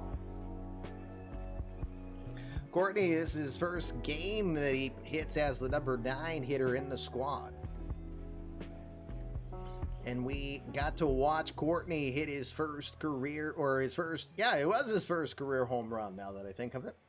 We got to see him hit his first career home run the last time he was on a national broadcast. The 0-1 runners going, swung on, but he is going to bounce that foul. He got jammed inside with the curveball. Nasty pitch from Sentner. It's a no ball, 2-strike count. Guillorme is the captain of the Twins cricket team. With swings like that, I understand why. The 0-2. Up and in, ball 1. Stayed with the curveball. 3 straight curves coming from Sentner.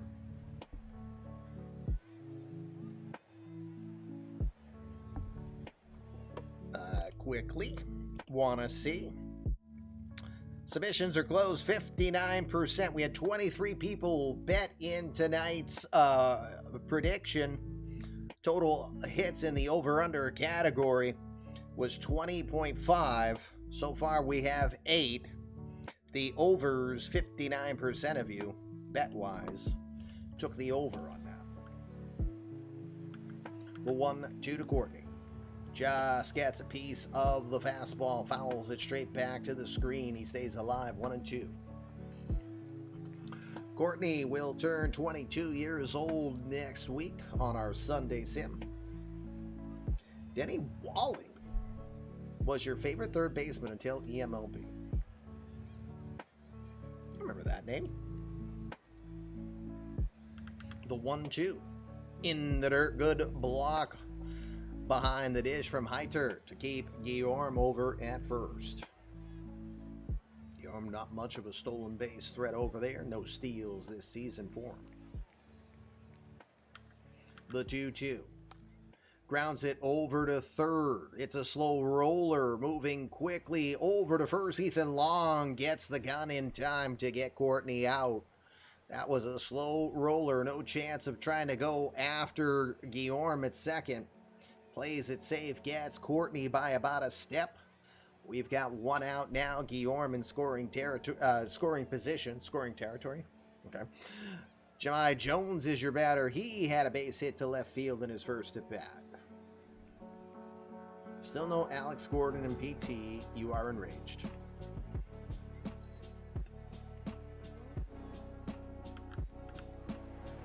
First pitch goes after it, fouls it just past the first base coach for strike 1.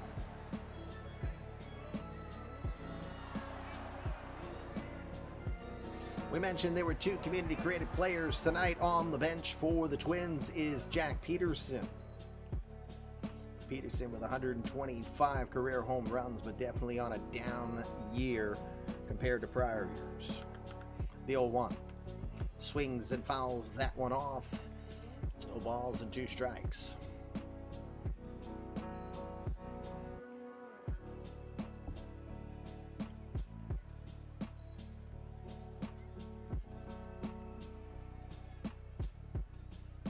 The 0-2.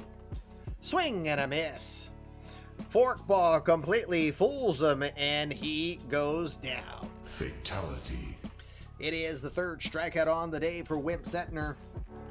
2 outs now here in the bottom of the third. Twins are trying to get on the board. LaRon Smith next up to do so. He's 0 for 1.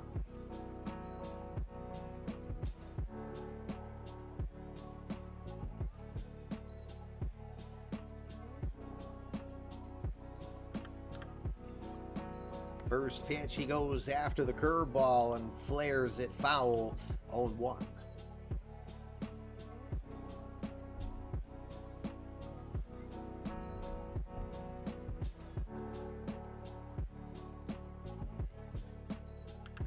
The 0-1 delivery, curveball stays inside. It's a ball and a strike.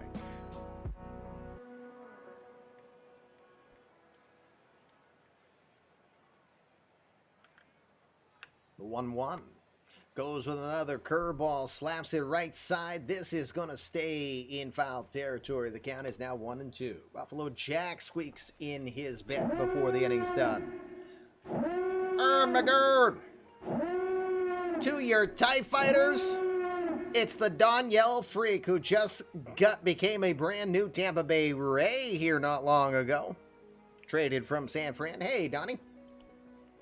Thank you for sending in your Raiders if you've never been here before. I'm Commish LB. Welcome to the Fluffy Kitty Ninjas show and the eMLB universe. You're watching live action here of the game of the night between the Twins and the Indians. 3-0 lead for the Tribe.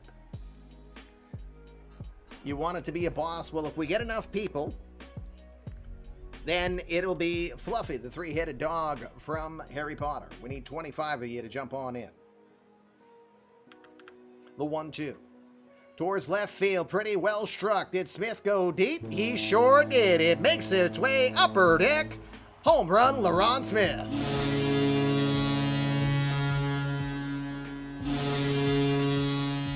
The franchise catcher keeps on doing it. Powerful 2-run shot just over 400 feet into left field. 24th home run on the year for Smith, and he makes this a 3-2 ball game.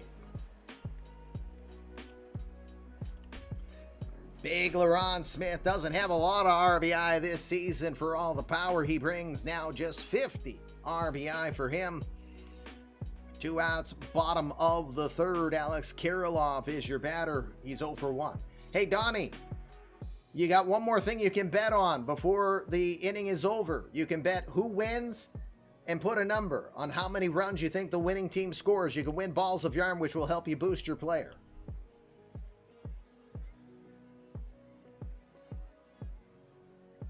Kirilloff 0 for 1. Awaits the 3-2 pitch.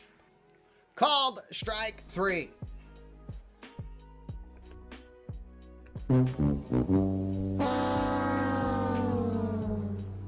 Good recovery from Whip Settner there. Fluffy is about. Anyone get thumped? We'll find out, but yay for Fluffy. Whip Settner gets his 4th strikeout on the day. That will retire the side. LaRon Smith gets 2 by the home run into left field. 3 innings are in the books. You know what that means.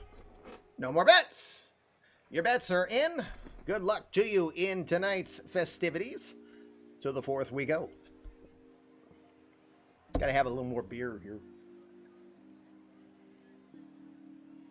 All right, to the 4th. Mark Jones. Now in a 1-game difference. He's got the bottom third of the order. Bobby Gilliam, Brandon Dieter, Ethan Long scheduled up here.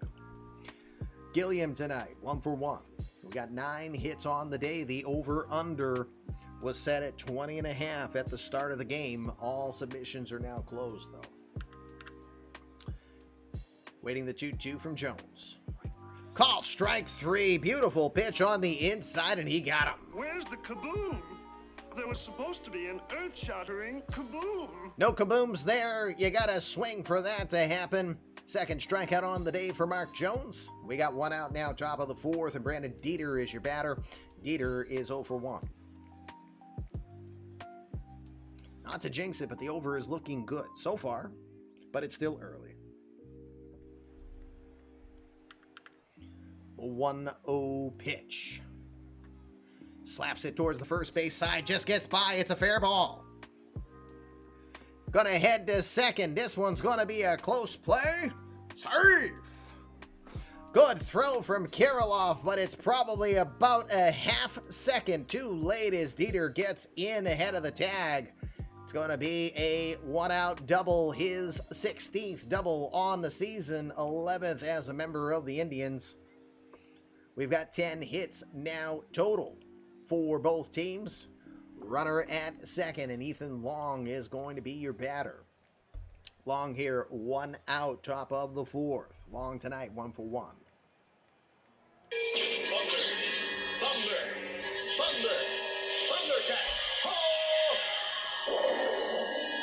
Thundercats are on the move. Thundercats are loose. Ha ha. Those Thundercats, them pesky cousins of the Fluffy Kitty Ninjas, just did their job and helped Tim Lowry get a mega boost. +6 for Tim.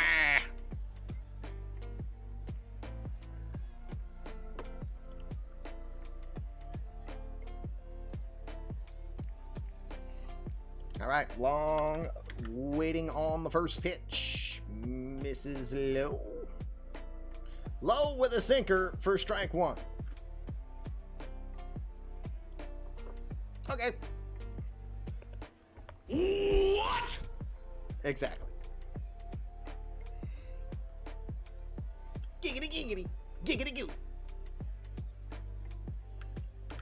The 0-1. That one's at the knees. Make-up call. Make-up call. That one's a strike. It got called a ball. Jesus.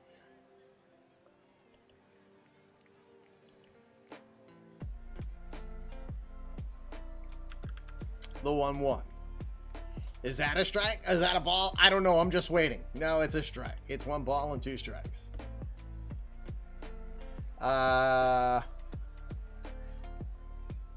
That don't work like that, and that instruction is not working either.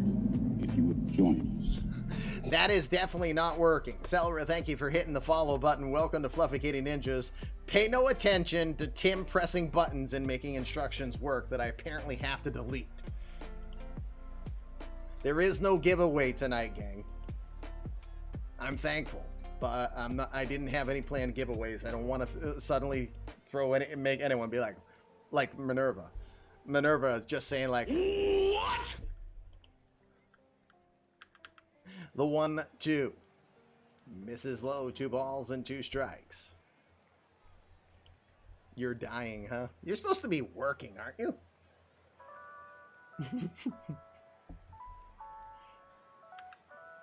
The 2-2.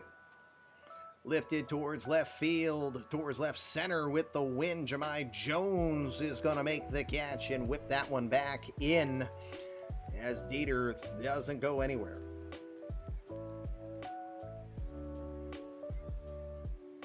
Okay, now I'm going to pause the show and start removing commands to make sure that you guys aren't wise guys tonight. All right, we're removing that one. I'm removing that one. Bullies.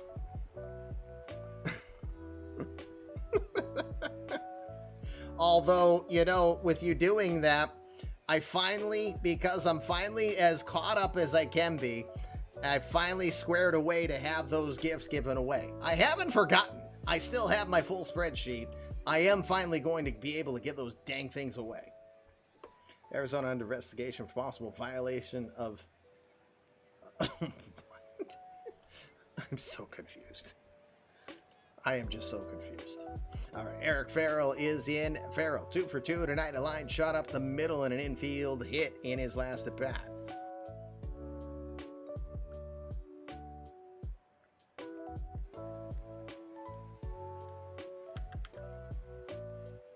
First pitch from Jones is low and away for ball 1. 20 degrees outside and practically the holiday. No one here buying gas. I assure you there's somebody out there that's going to buy gas, Minerva. The 1-0. in there with a strike.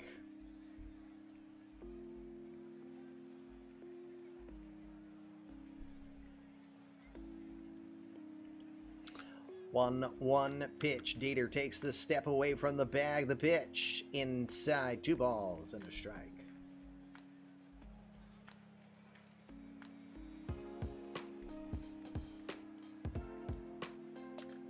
The 2-1 delivery stays away. It's 3 balls and 1 strike now. Jones thrown a lot of pitches here. 77 pitches to this point. 3 2/3 innings of work for him. The 3-1 delivery. Swings and fouls that one off down the right side and out of play. Count is full. Runner at second.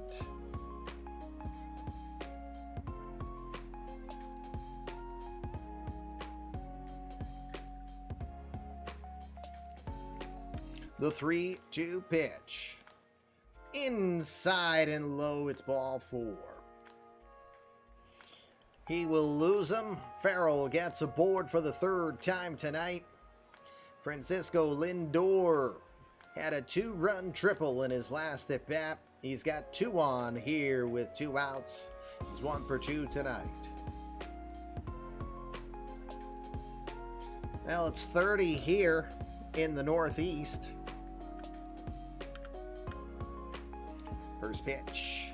Misses outside. It's ball 1.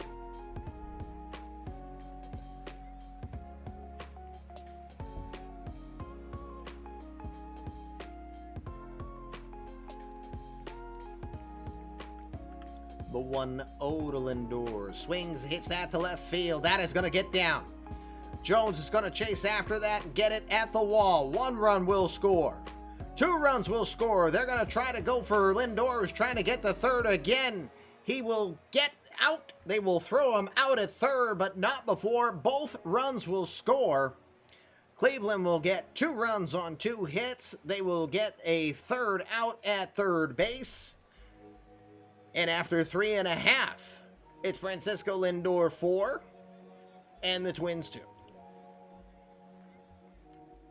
I know it's 5-2, but Lindor's got 4 RBI now. He's having a good game. All right, bottom of the 4th. Middle of the order due up for the Twins against Whip Zentner. The parent channel's coming on. That's what I just got notified.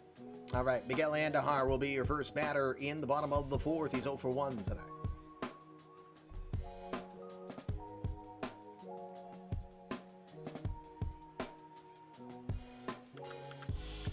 Two pitch to Andujar. Softly lined towards center field, coming in, having to make a big move is Eric Farrell. He is going to get there in time to make the catch. He had a long way to go, but he makes the play for the first out. See activity loosening up in the Twins dugout. It is Thomas Hackemer. Hackemer starting to loosen up.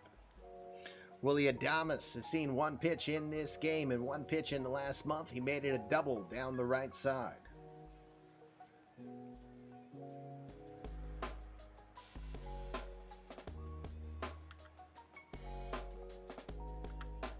The 1-0 pitch. Lifts that one to center. Going back, still going back. That's going to get over the head. Farrell will get towards it, playing it off the wall. But Willie Adames is going to get his 2nd double on the day. Willie Adames comes right off the injury list and gets a couple. Pay attention when I'm talking to you, boy. And Jason Cleghorn is in the chat. Boy's got a mouth like a cannon, always shooting it all. Hey, Jason. Always gives us an excuse to play some Foghorn Leghorn. Adames is at second with his 2nd double in the evening. Gavin Casas is now the batter. He's 0 for 1. Struck out on 3 pitches.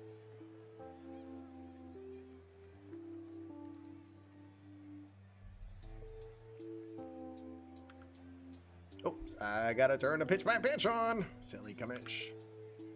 First pitch to Casas is going to be in there for strike 1.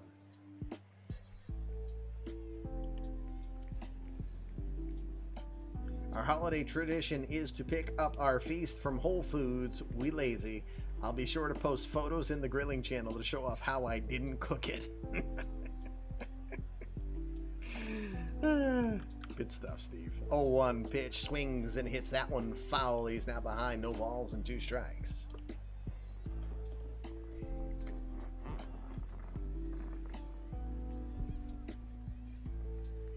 The 0-2 pitch. Line into right center field. That one's going to get down. 1 run is going to score. Casas will cruise into second. He will get an RBI double. And it's 5-3 now.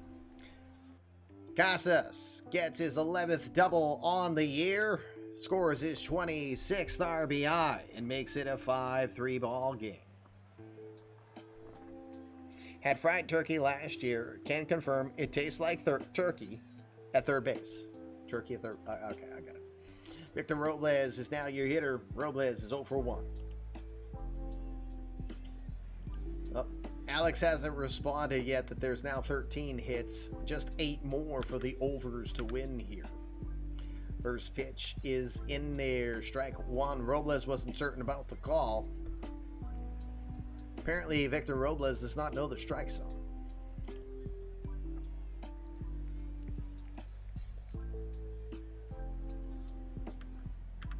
The 0-1. That one was going to miss low. 1 ball and 1 strike. And I almost put it back at 22.5. Almost. But I changed it to 20.5 in the last game, thinking it was going to be harder to get hits. The 1-1. Stays inside, 2 balls and a strike.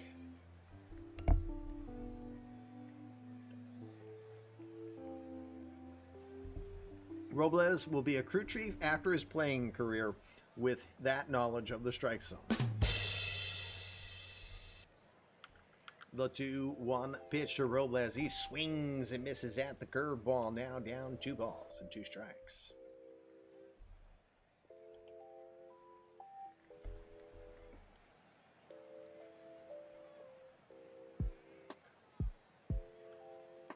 The 2-2.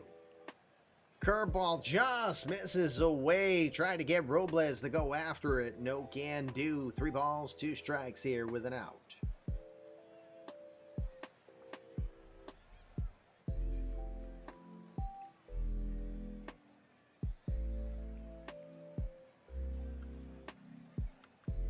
The full count pitch. Swings and pops it up right side. It's down the line coming in. Brandon Dieter's going to call everybody off and make the catch right on the baseline for the second out. 2 outs now. Louis Guillorme is your batter. Guillorme had a base hit in his first at bat.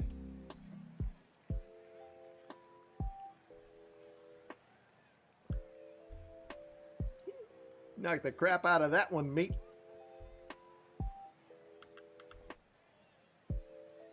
First pitch is curveball, missing outside for ball 1.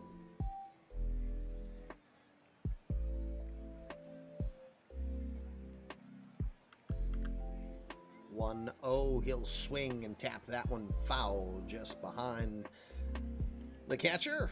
1 ball and 1 strike. What are you trying to say, Ken? Well, you may run like Mays, but you hit like shit. Watch your language, you bud. We're on the air. I didn't say it. What are you talking to me for? The 1-1. There's a called strike. Ugh, nasty pitch. 1 ball, 2 strikes. You're feeling turducken for Thanksgiving? No. No.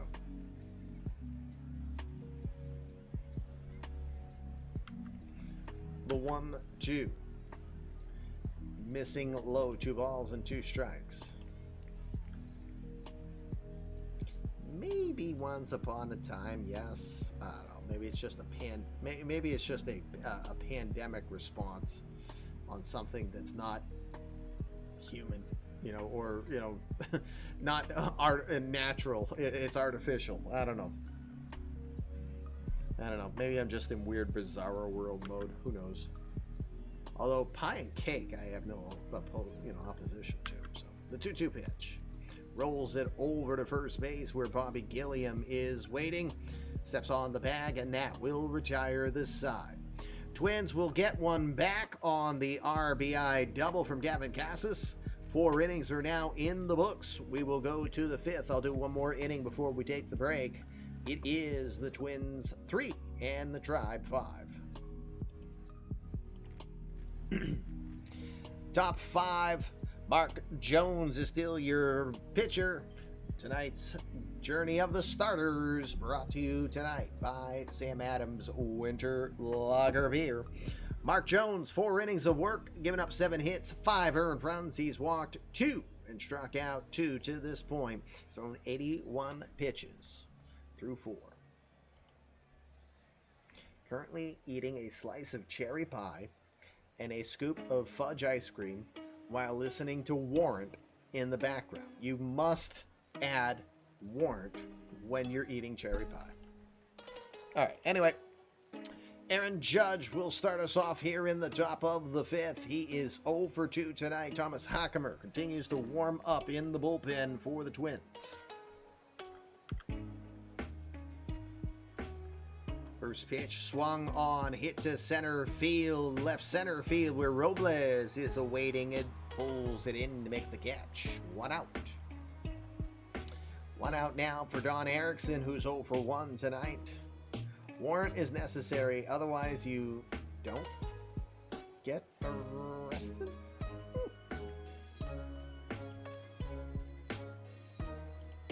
Stay off TikTok. You watch crazy videos of the most delicious made snacks you've ever seen.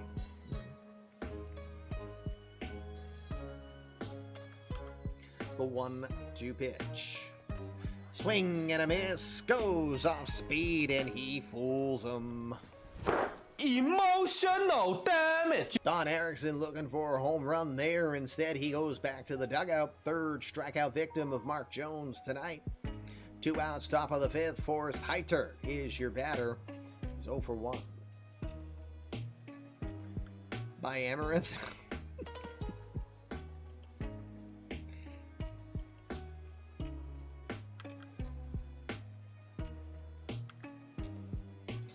First pitch to Heitert. Grounds it over to 3rd. Good range from Willie Adames. Throws over to 1st. It's a 1-2-3 inning for Mark Jones. Think Ken's happy he kept Jones in there for that inning. Side is retired. We're now halfway through this ball game. We will go to the bottom of the 5th. Amaranth is now at 3rd, apparently. It's 5-3 Cleveland. One more time. Oh, boss battle first. One more time. Journey of the Starters. After this half inning, I will take my short break. Journey of the Starters again brought to you by tonight's beer of choice, the Winter Lager from Sam Adams for Whip Centner. I almost called him Wimp. Sorry, Willie. For Whip Centner. 4 innings of work, 6 hits, 3 earned runs. He hasn't walked anyone. He struck out 4 and he gave up the 1 big home run to LeRon Smith. He's thrown 61 pitches to this point. Amaranth part of the 3B crew. Wait, that sounds off. It might be. All right. Tony Courtney will start us off. Courtney, 0 for 1. Jahmai Jones and LeRon Smith waiting on deck.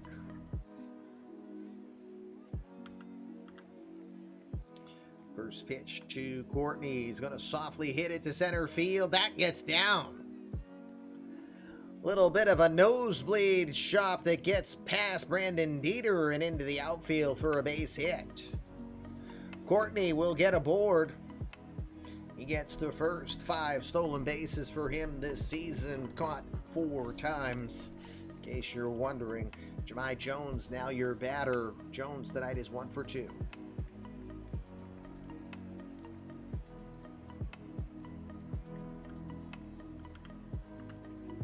First pitch is in there for a call. No, it's called a ball, but meanwhile, Forrest Heitert absolutely guns down.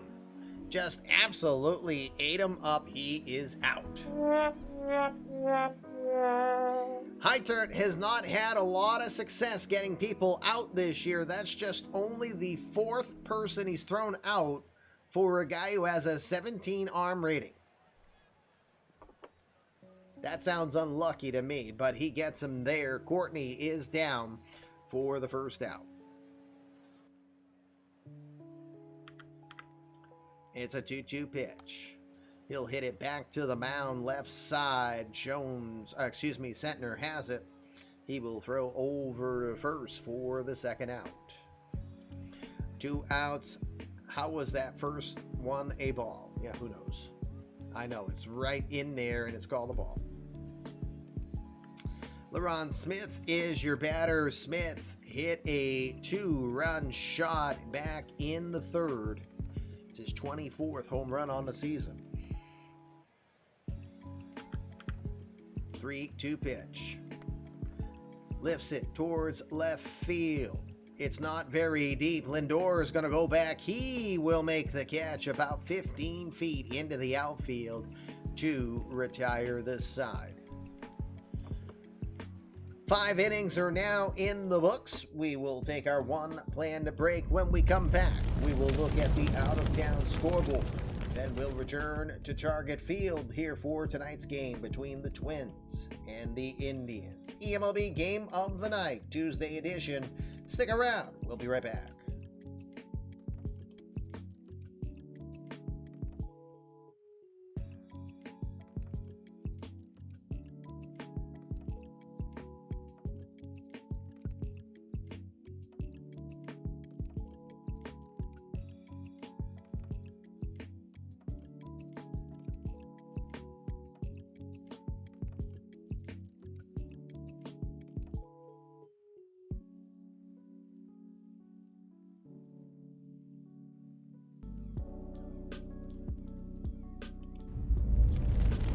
Back live, it's Tuesday night action. eMLB Game of the Night. Had a good one between the Twins and the Indians, but before we go back there, let's look at out of town scoreboard and see what's happening throughout the league before we return to Minnesota.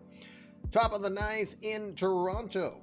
Rays are trying to catch up on the Jays. Jays lead 2-1. Jared Kelenic with a home run solo shot for the Rays. Pittsburgh leads Milwaukee 5-4, bottom of the 6th in that one.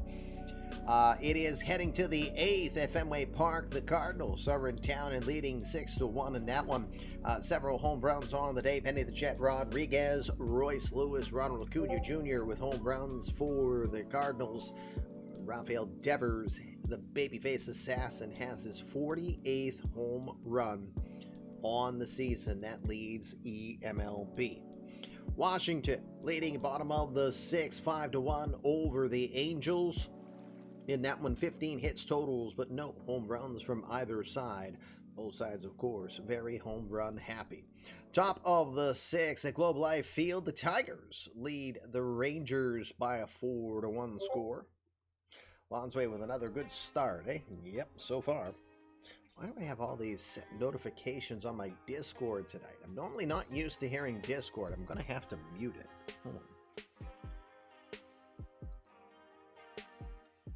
Anyway, I don't know why.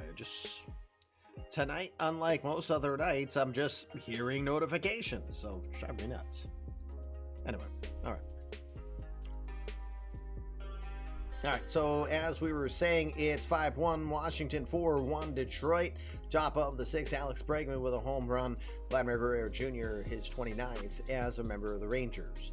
The Cubs are trying to go for a 12th straight victory. So far, so good. 4-2 lead, bottom of the 5th. Ken Herbeck Jr., Giancarlo Stanton with home runs today. Discord is concerned about my streamer warranty. Yeah, I bet that's an actual real thing. For all I know, probably is. What's going on with my? I don't know. Probably just me. It is bottom of the 5th at Marlins Park. Giants lead the Marlins 3-1. Michael Sean Kane with his 25th home run on the season for MSK. All right. God dang it. Hold on a sec. Muting you. Muting you. Dang it. Don't know why. Just messages and messages and messages. All right. It is top of the fourth. 6-2 lead for the Braves over the Rockies. Jacques Landry. 10 home runs on the season now for Landry. 20 for Albies, as that helps the Braves lead the Rockies 6-2. One other score, two other scores on the day, excuse me. It is 8-5 Mets defeating the Yankees today in the Bronx. 3 home runs for the Mets, 3 for the Yankees, 2 from Rod Metzler, but the Mets will win 8-5 in that one. And finally, the Astros defeating the Diamondbacks 9-4 today. Kyle Tucker, Grayson Rowan with home runs. Joey Gallo had 2 home runs, 34 on the season for Gallo to this point. All right, here we go. Mark Jones is coming back in for his 6th inning of work after a good 5th. Thomas Hackemer still warming up, but lefty Andrew Vasquez has joined him as they are loosening up in the pen. Jones ready to start the top of the 6th. John Cotton, Bobby Gilliam, and Brandon Dieter due up. Cotton 0 for 2 tonight. Waits an 0-2 pitch. Rolls it over to first. Easy play over there for Gavin Cassis. He'll run to first, retiring Cotton. We got 1 out. Bobby Gilliam, now your batter. Gilliam is 1 for 2.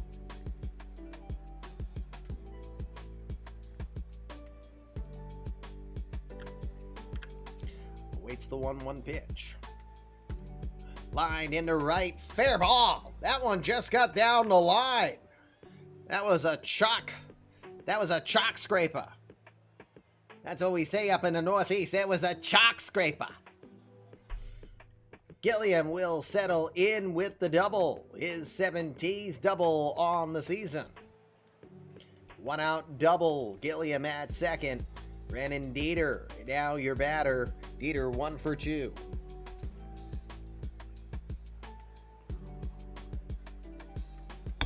Timeout, mound visit. I'm battling through some fatigue, but I know I can get more outs. And you've got righty, lefty scheduled up here for the 3-batter rule.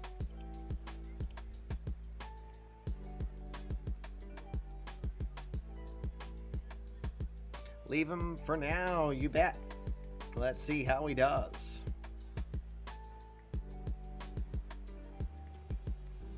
Dieter, the batter, again 1 for 2 tonight. The first pitch. Misses just outside with the slider. It's ball 1. Boss Battle jumping in.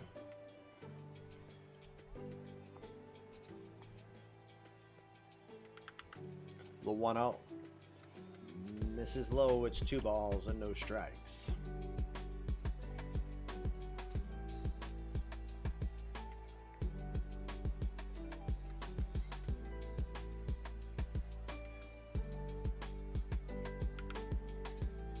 Two 2-0 pitch from Jones is in there. Strike 1. Almost in the same spot as the changeup on the last pitch, but one was a strike and the other was not.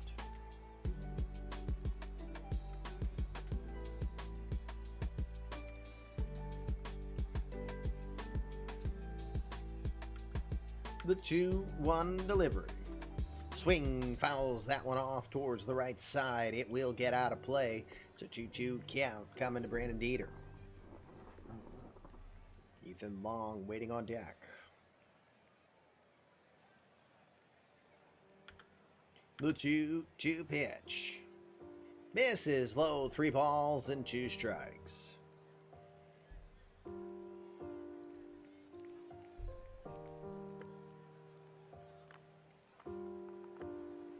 The 3-2 pitch from Jones. Swing fouls that one back off to the net. We'll do it again. Next pitch from Jones will be his 100th.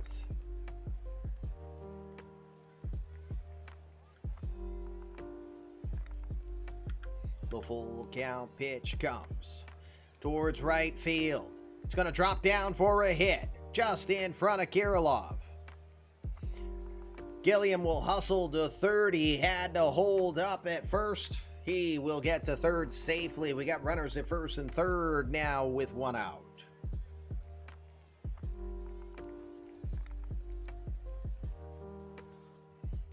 Alex is leading the charge. Ethan Long, now your batter, and that's going to be it for Mark Jones. In will come Thomas Hackemer.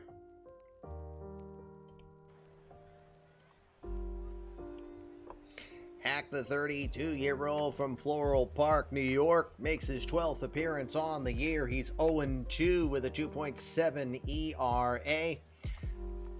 10 innings of work. He's given up 11 hits, 3 earned runs, 2 have been by homer. He's walked 3 and struck out 9 to this point. Throws low 90s with a sinker.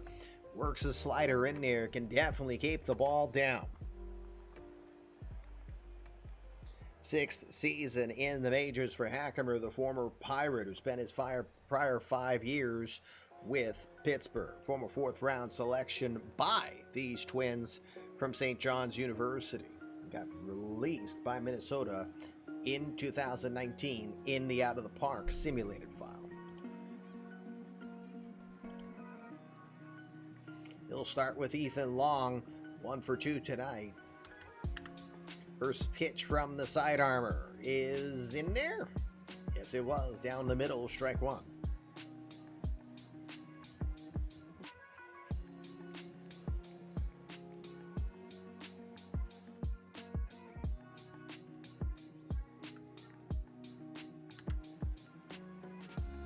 The 0-1 pitch, it is low and away. 1 ball, 1 strike. Dieter with a little extra dancing over at first.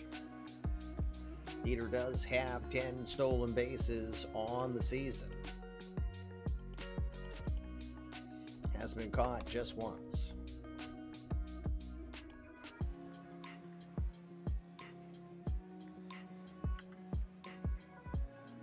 The 1-1. That one misses low. It's low for ball 2. The throw over to second is not going to be in time. As we get rated from the craziest coach we know. Welcome to everybody. We just saw a stolen base from Brandon Dieter. Dieter gets into second, getting rid of the double play opportunity. It's the 11th steal on the year. That actually is a career high now for Brandon Dieter in a season with 11. Hello, everybody. Welcome to all of you just joining us from Crazy Coach's stream. I am Commish LP. Welcome to the Fluffy Kitty Ninja Show, the home of the eMLB universe. Happy Thanksgiving to all of you. You're joining us top of the 6-5-3 ball game for the Indians. They have 2 on with 1 out here as they are trying to threaten and break this game open. 2-1 pitch from Hackemer is going to be sliced foul. Fooled by the side armor. Pitch from Hackemer. It's now 2 balls and 2 strikes. Coach, what were you doing tonight? More CCU? I saw that you've got, Breaking Point is your next pay-per-view? Cheers, everybody. For those who know, I do a beer of the night. Tonight's beer is Sam Adams Winter Lager, cinnamon, ginger, orange peel in a nice malty base. Cheers. Breaking Point, Eric Kelly is in a big man match on Sunday. We will be watching. Baba Lucan, welcome. Thank you for the first time chat. Assume he came over from Coach's Street. The 2-2 pitch from Hackemer. Grounds back to the mound. Hackemer looks over to third. Throws to first. Well played out as that will get the out. Nobody advances. Gilliam not known for his speed. He ain't going to take a chance there. Big play in that instance. Things are going well as JR does the trademark power bomb from Eric Kelly, the Eradicator.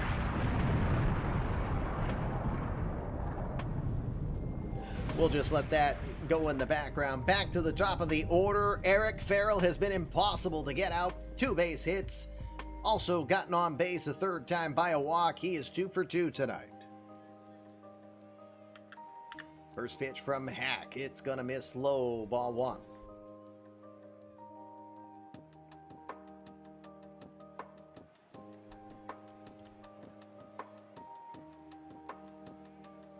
Early night for you, Coach? 9:40? No, you've been stopping early around these times now, huh? 1-0 pitch. Misses low. It's 2 balls and no strikes.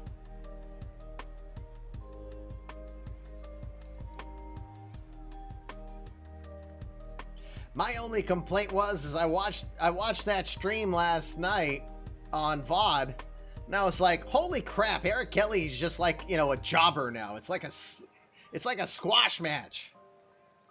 Like I knew it was going to be a short matchup when there was only like 7 minutes left on your VOD, and I was like, either he quit early or this is just going to be a jobber match. So Eric Kelly's starting to do dark match jobber work.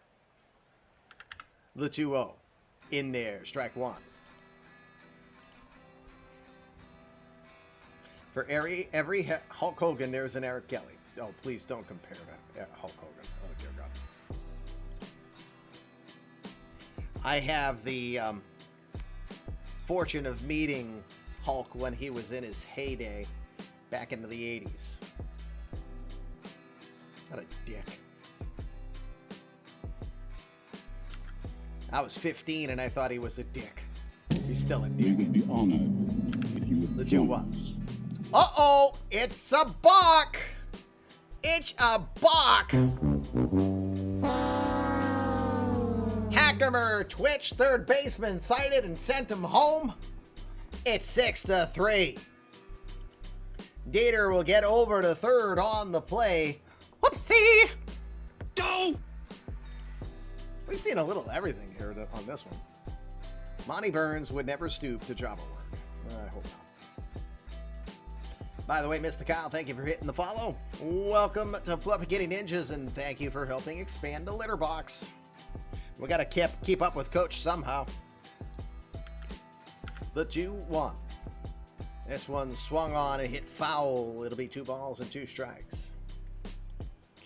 Andre the Giant would be easy to intimidate you. I mean, the dude was 7'4". Period. I had the honor, when I was a teen, to have dinner with several stars. Sherry Martel, sensational Sherry, gorgeous out of the ring.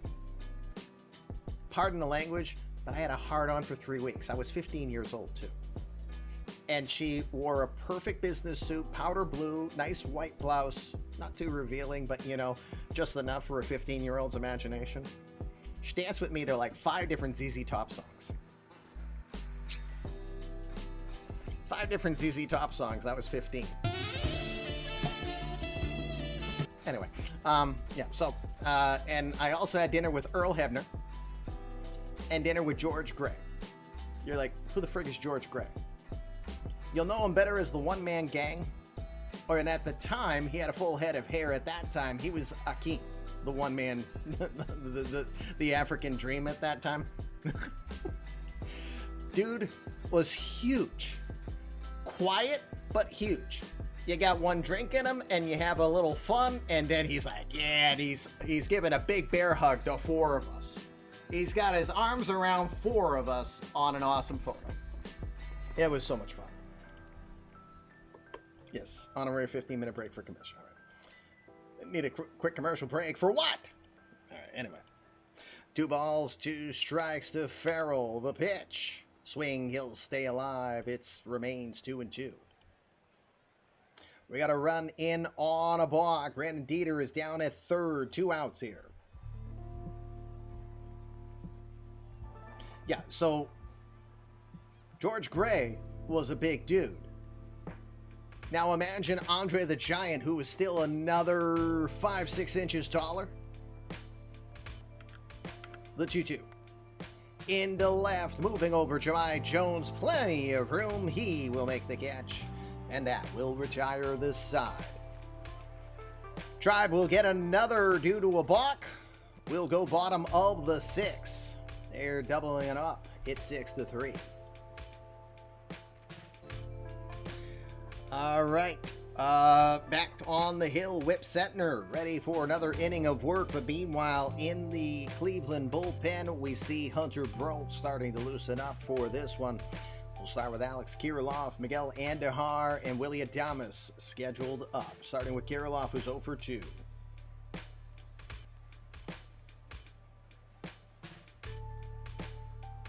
Might be kicking the tires and doing an event with Bret Hart next year. We would be honored Could be cool. if you would join us.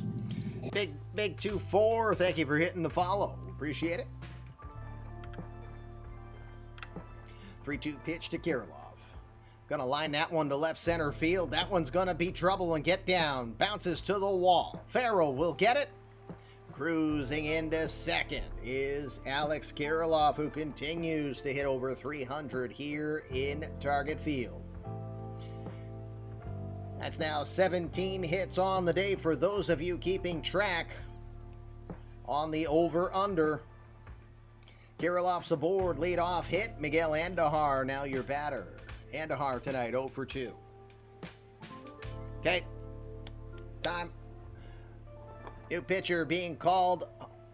Setner's day is going to be done after 5+. New pitcher on the mound, and it's Hunter Brolt.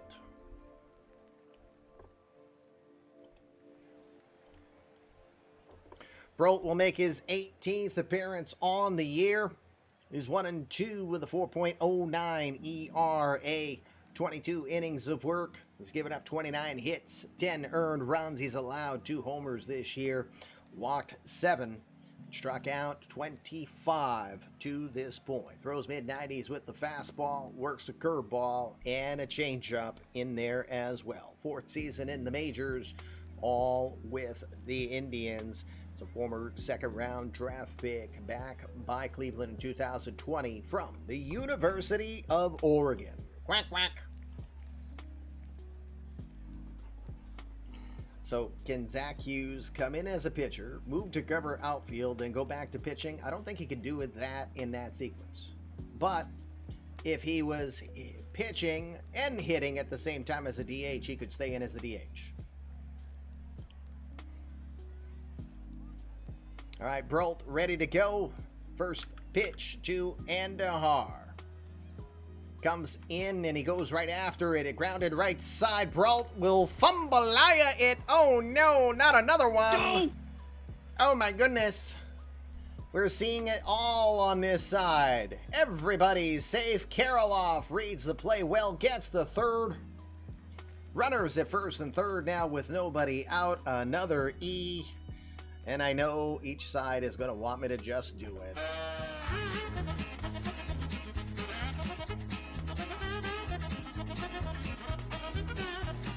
Anyway, any of you ever watched that movie, Necessary Roughness? Don't throw it to Stonehands. Oh, Stonehands has better hands than what we've seen from our defenders here tonight. Jeez. All right, third base. Got another player at third. Third base has been very occupied tonight. Willie Adames, 2 for 2, 2 doubles. Not bad for a guy who's been on the shelf for more than a month with a torn hamstring. First pitch, goes right after it. Grounds it to the right. They'll throw to second for 1, but that is all they will do as Adames will get in. Twins remain aggressive here. Brolt will throw for the fielder's choice at second. Adames gets aboard. 1 out now. Runners at first and third. Still Kevin Casas had an RBI double in his last at bat. He's 1 for 2.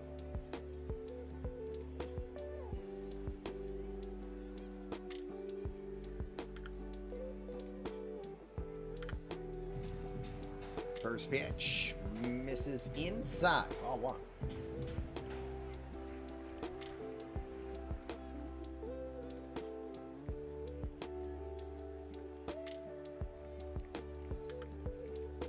A 1-0. curveball stays away. It's a 2 balls and no strikes. What?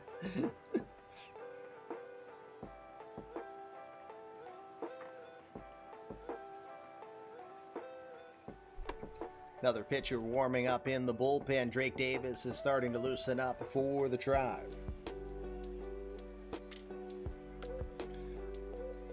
Be right back. Someone post the usual if there's another hit. Yes, 2-0 is at the knees. There's a strike. 2 balls and 1 strike.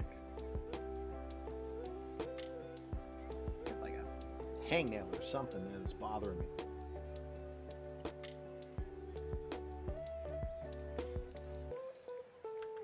The 2-1 from Brolt is going to miss away. It's 3 balls and a strike now. Alex Kirilloff is runner at third. Willie Adames is at first. Gavin Casas is the tying run at the plate. The 3-1. In there all the way. It's strike 2, full count pitch.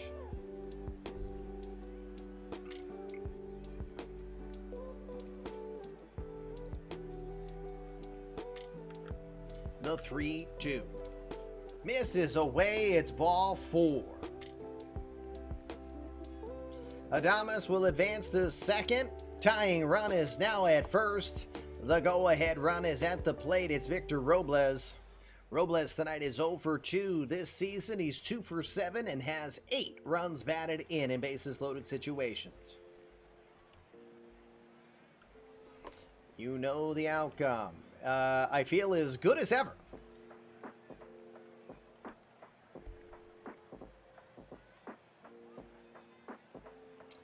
Let's see. You have one more batter. Yeah, I think one more batter has to be faced as well.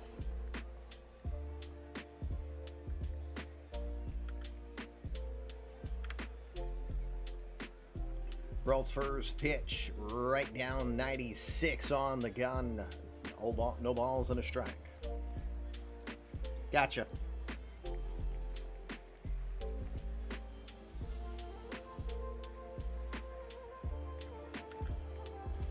The 0-1.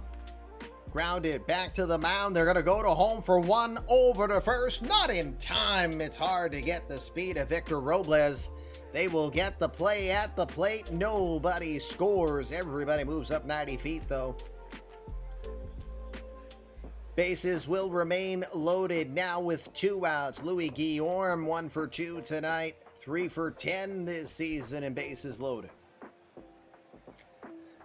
Have a good night, Steve. Thanks for being here. And again, happy Thanksgiving to you and your family. Have fun out there. Enjoy Whole Foods and not grilling.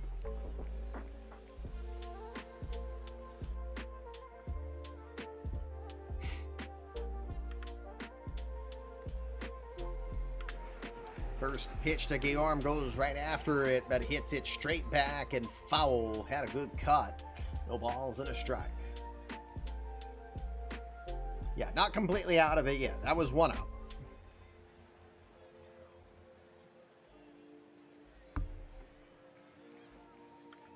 The 0-1. Swings and hits that one foul. It's no balls and 2 strikes.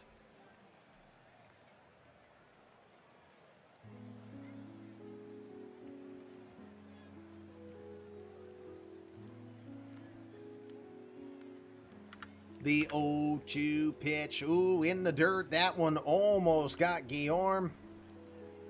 He had a reaction to it. Probably would have rather have been hit so he could have gotten a run to score.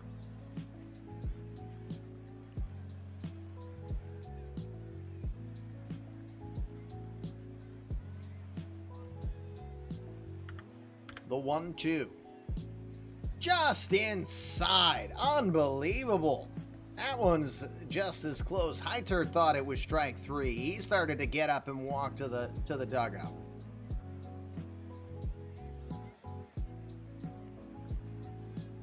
The 2-2. Another one misses low. Everybody's going to be off on the pitch. 3 balls, 2 strikes, 2 outs here with the bases juiced.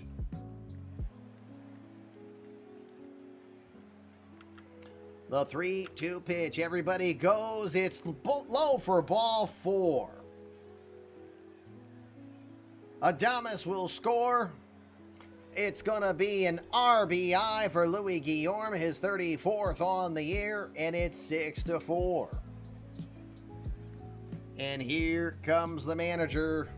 As Sadier says, I've seen enough of you. Drake Davis, your turn.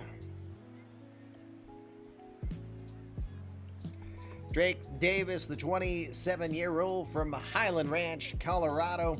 20th appearance on the season for him. 1-0 with a 4.09 ERA this season. 33 innings of work. He does have 1 save to his credit as well. Giving up 29 hits, 15 earned runs. He's allowed 5 home runs this year while walking 8 and striking out 32 this season. It is getting close.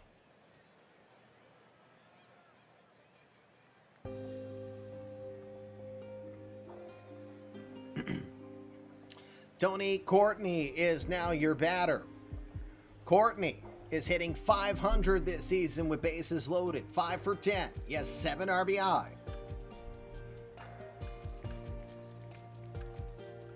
Davis's first pitch is going to miss outside. It does. Ball 1.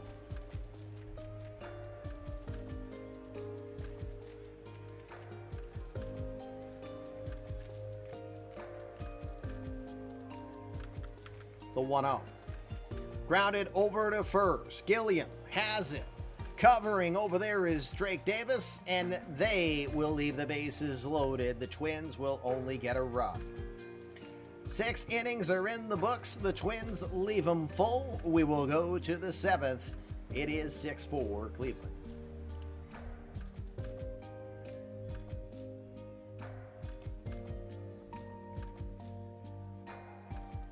All right, it looks like you typed Hugh in Kamish chat. Does that mean that counts as a pirate? No! I think it does. Anyway, it's for fun anyway. All right, top of the 7th, far as I know, Thomas Hackemer is still pitching. Didn't get told otherwise, so we'll start him off. Francisco Lindor, Aaron Judge, Don Erickson are due up.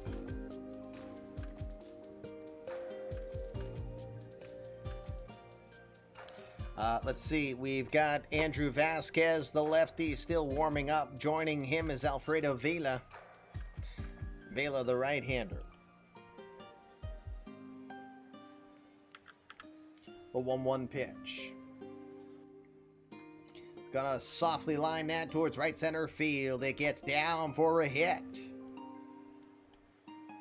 Lindor thought about going for 2, but he will hold up. Another leadoff hit. That's why these games take longer, is when it's the leadoff guy is always getting aboard. All right, Aaron Judge is now your batter. Judge tonight, quiet, 0 for 3.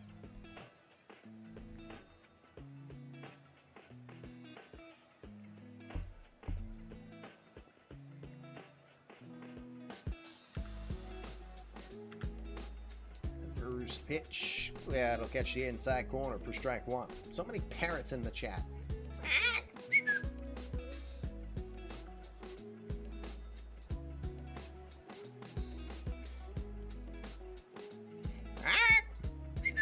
Here comes the pitch.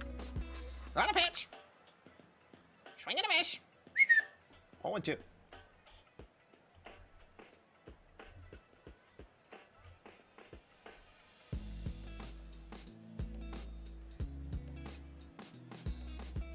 Balls, 2 strikes to the Judge. The pitch.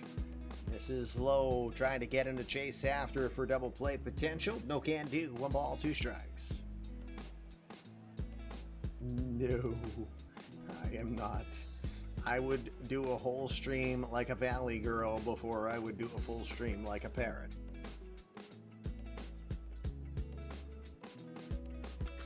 The 1-2. This is away with a slider. It's not missing by much, but can't get him to chase. It's 2 balls and 2 strikes.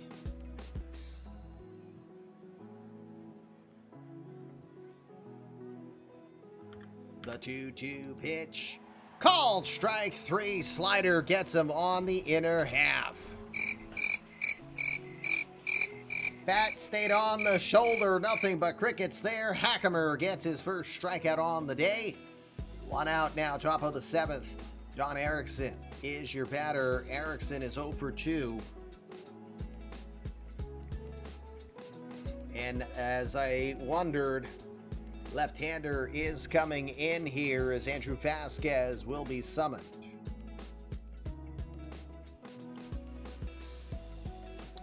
Lefty Andrew Vasquez, the 32-year-old from Riverside, California. Tall, 6'6", 230-pound left-hander. He's going to make his 6th appearance on the season. 3 2/3 scoreless innings so far, allowed just 2 hits and 1 walk while striking out 4 this year. Vasquez, it's his 6th season in the majors, but the last time he pitched in the majors was back in 2023. He's been in AAA Rochester since then. Former 32nd round draft pick by the Twins back in 2015 from Westmont College in Santa Barbara, California. Vasquez throws the fastball in the low 90s, works a curveball in there as well. Don Erickson will be the first batter he faces. No history against each other. Erickson tonight is 0 for 2 with a sac fly RBI. First pitch from Vasquez, swings and nicks that one foul as that bounces off of LaRon Smith. Catches his hand, a little but he'll be fine.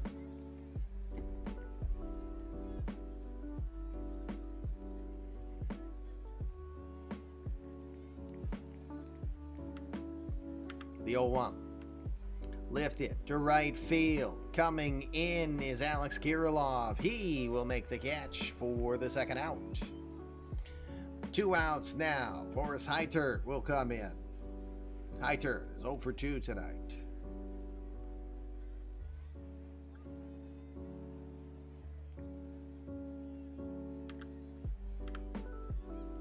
First pitch was a curveball. Misses low for ball 1.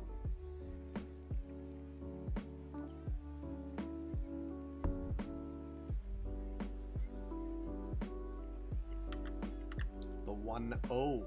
Here's a curveball again, missing high. 2 balls, no strikes.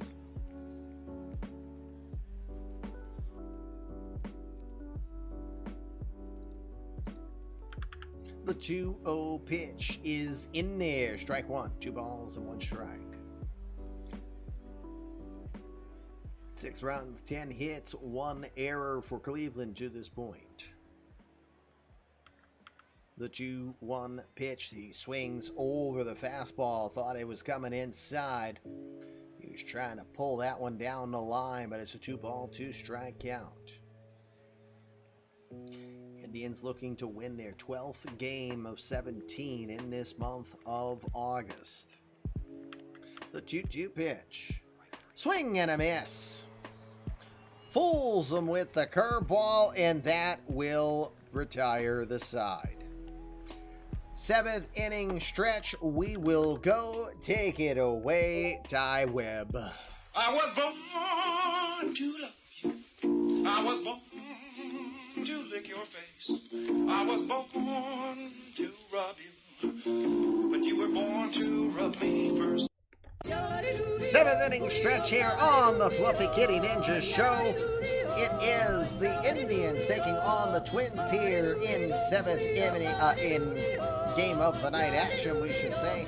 We'll go bottom of the 7th as Cleveland leads this one 6-4. Drake Davis is on the hill still, but the German Philip Hopfus is starting to warm up for the Tribe. Was the curveball clocked at 67? 6? No, it was clocked at 67. It's tough to read the widgets. The earlier curveballs were at 66, but he really ramped back and threw 67 on that next one. All right, Drake Davis ready to go. Top of the order, Jahmai Jones, followed by LaRon Smith and Alex Kirilov scheduled up. No one's on, so we go right to the result. Jones 1 for 3 tonight, had a leadoff hit to start the game. And he goes into left field, but this one right at John Cotton, who reads it well and makes the catch for the first out. 1 out now. LaRon Smith had the big 2-run homer back in the bottom of the third. He's 1 for 3 today.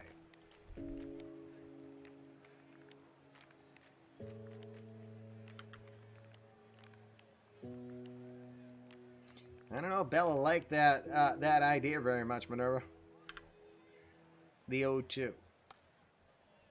Lifted into shallow center field. Eric Farrell comes a long way. That one just looked like it hung up there long enough for Farrell to come in and make the play to retire Smith for the second out.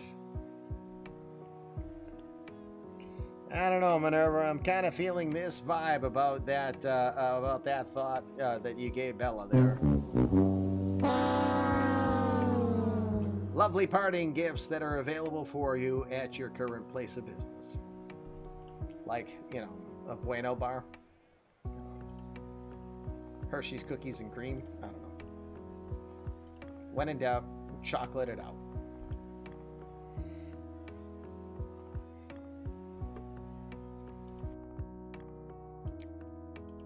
All right, it is 2 outs, bottom of the 7th. Alex Kirilloff, your batter, 1 for 3.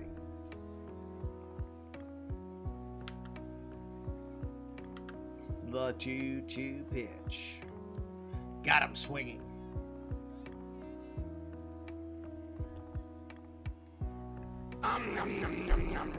Gobble them up, going off speed on them there. Side is retired. 7 innings in the books. We still need 3 hits for the overs to win here. Time starting to run out. It's 6-4 Cleveland. New pitcher coming on. It is the 4th pitcher of the night, and it's Alfredo Vela. Vela, the 23-year-old from Orem, Utah, comes in. He's making his 8th appearance on the year. You're sleepy, or maybe just sleepy. I don't know. You're kind of more schleppy, aren't you? I can. All right, 8th appearance of the night for Alfredo Vela. No record on the year, 4.15 ERA, 8 2/3 innings of work. He's given up 8 hits, 4 earned runs. He's walked 4 and struck out 7. Throws a mid to upper 90s fastball, cutter more specifically, works a sinker and a changeup in there as well. It's his 2nd season in the majors.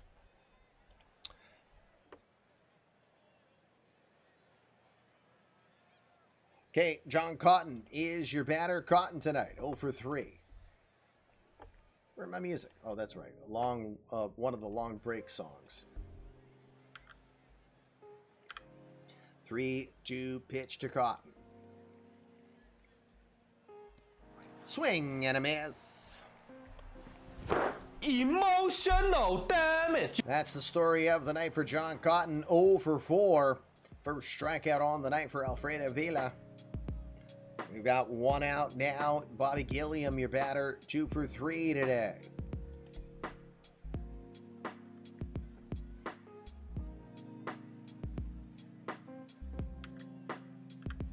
Another 3-2 pitch.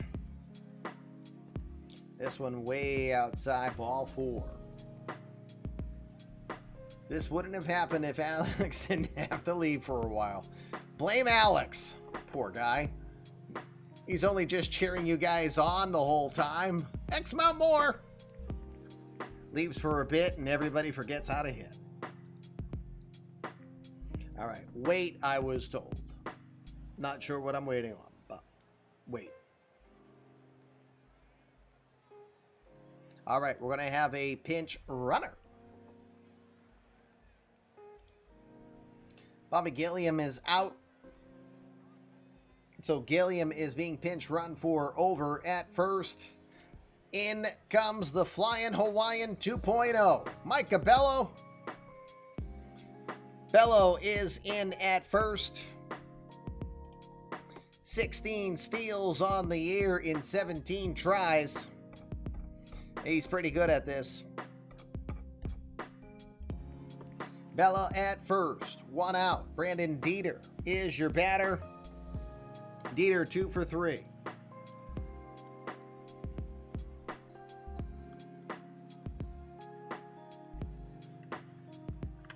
First pitch from Vila is a pitch out. They're going to throw to second, and would you believe it? Oh, no, they say he is safe. I thought he was out because it looked like he vanished all of a sudden. But guess what? Even with a pitch out called, Bella is so fast, that's why he's the Flying Hawaiian 2.0. 17th steal on the season. And even in that instance, he still gets in. That's nasty. Oh, that's nasty.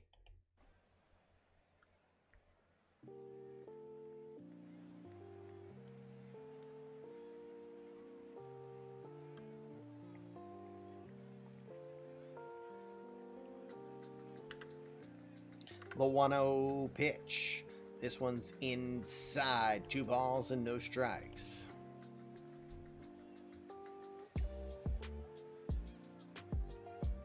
Micah Bello is good, but he's no Matthew Bellows? I don't know. One's been in the majors a lot longer than the other so far. The 2-0 pitch. That one's in there for a strike. Bello trying to get some distraction on Vela.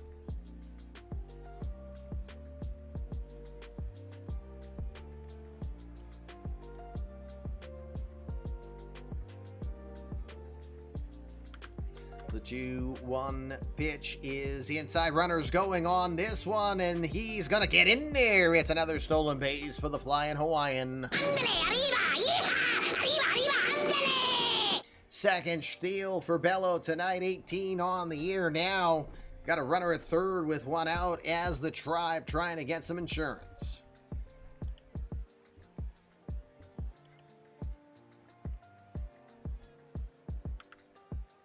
Infield is playing in to see if they got a chance at cutting Bello off. The 3-1 pitch. Grounded to second. Tony Courtney has it. Watches Bello. Throws to first. Job done. Bello doesn't advance. 2 outs now. Ethan Long is your batter. Now steal home. They'll never suspect.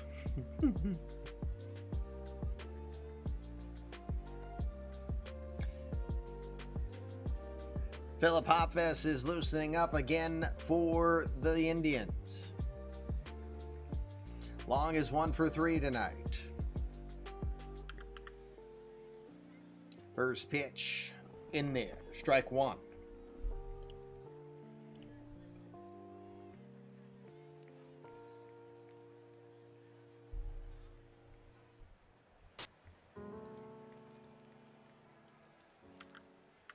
The 0-1 pitch. That one's also in there, called strike 2. Very well placed cutter.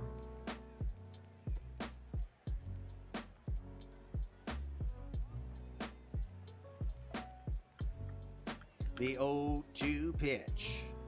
Misses low with the sinker. I almost called it a slinker. 1 ball, 2 strikes. Misses low with the slinker, everybody.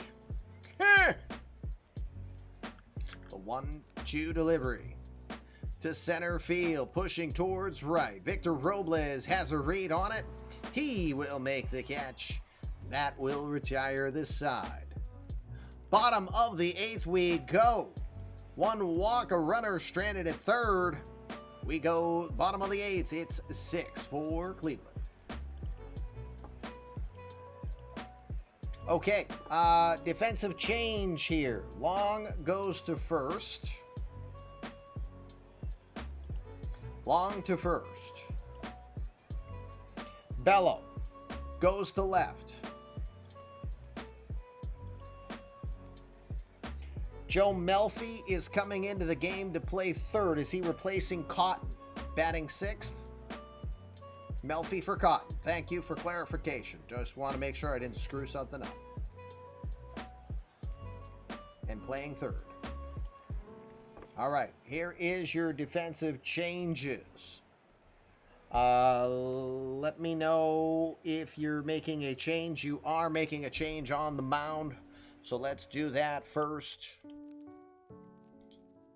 German Engineering, Philip Hopfus is coming in. The 22-year-old from Buckles in Germany will make his 40th appearance on the year. The rookie, 4-3 with a 3.6 ERA, 2 saves to his credit this year, 60 innings even for him. He's given up 48 hits, 24 earned runs, allowed 8 homers. He's walked 24 and struck out 68 on the year. Throws upper 90s, touches 100 comfortably with a fastball, works a slider, a curveball, and a changeup into the equation. All right, so again, defensive changes that took place. Ethan Long moves over from third to first. Micah Bello stays in the game into left field now, replacing John Cotton.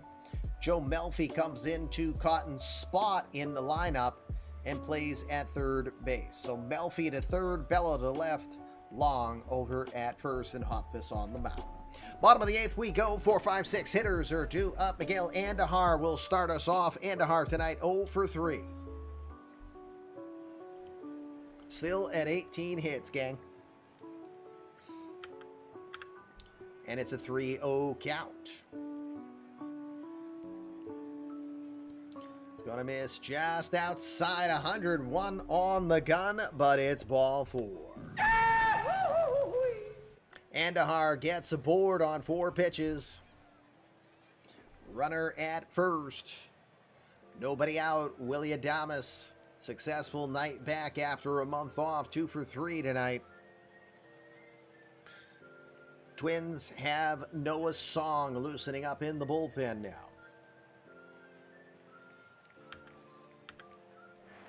First pitch to Adames. Will miss inside, ball 1. That's ball 5 from Hopfus.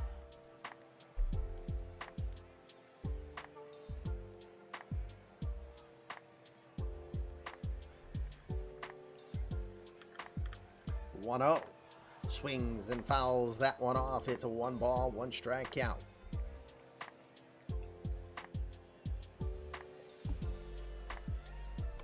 Hopfus was an international signing out of Germany by the St. Louis Cardinals back in 2020.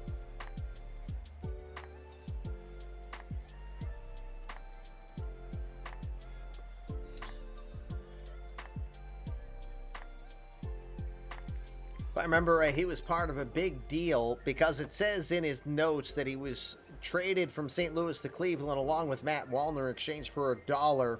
Wasn't that the big Jose Ramirez for Ronald Acuna, et cetera, deal? The 3-team deal? Yep, thought so. The 1-1. In the dirt, misses low, 2 balls and a strike. Had a feeling once I saw it say that he was traded for $1. That was the 3-way.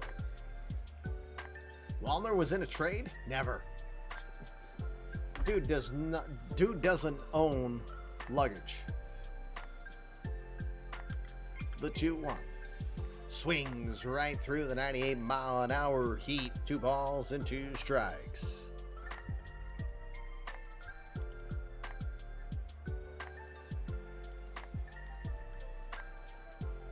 The 2-2 pitch.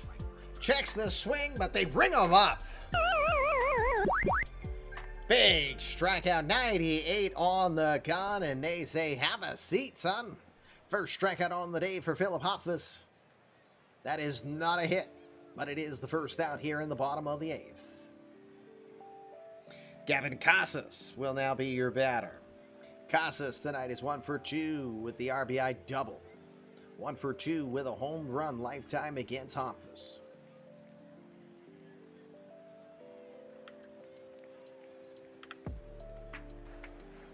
First pitch is right down the middle, strike 1.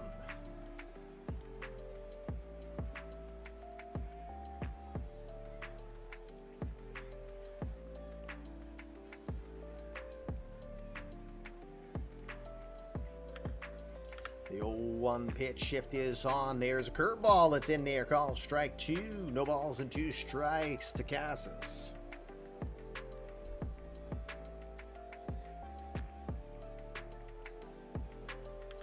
The 0-2 pitch. Called strike 3 on a fastball that looked outside, but Heitert might have helped earn that call. Where's the kaboom? There was supposed to be an earth-shattering kaboom. Nope, not on that one. Look at how far out that one was. And that was called strike 3. Are you kidding me? Wow. Second strikeout for Hopvis. Paying the umps. Victor Robles is your batter now.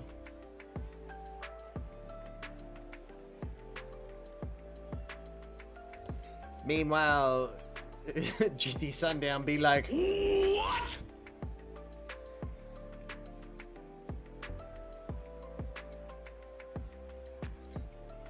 Angel Hernandez apparently has the under on tonight's over-under predictions. First pitch from Hopvis is going to miss low for ball 1.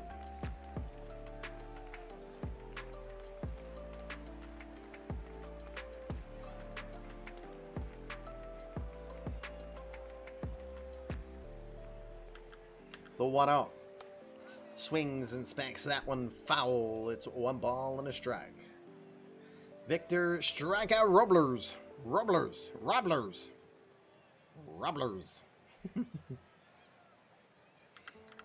The 1-1 pitch. Lifts it towards right field. Moving over Aaron Judge. It's going to get by him. Wind had to blow that one by him. It's over his head. 1 run will score. It's played safe. It's going to be a hit. RBI double for Victor Robles. Makes it a 6-5 ball game. 31st RBI on the season for Robles. Gets his 15th double. And it's a 6-5 ball game.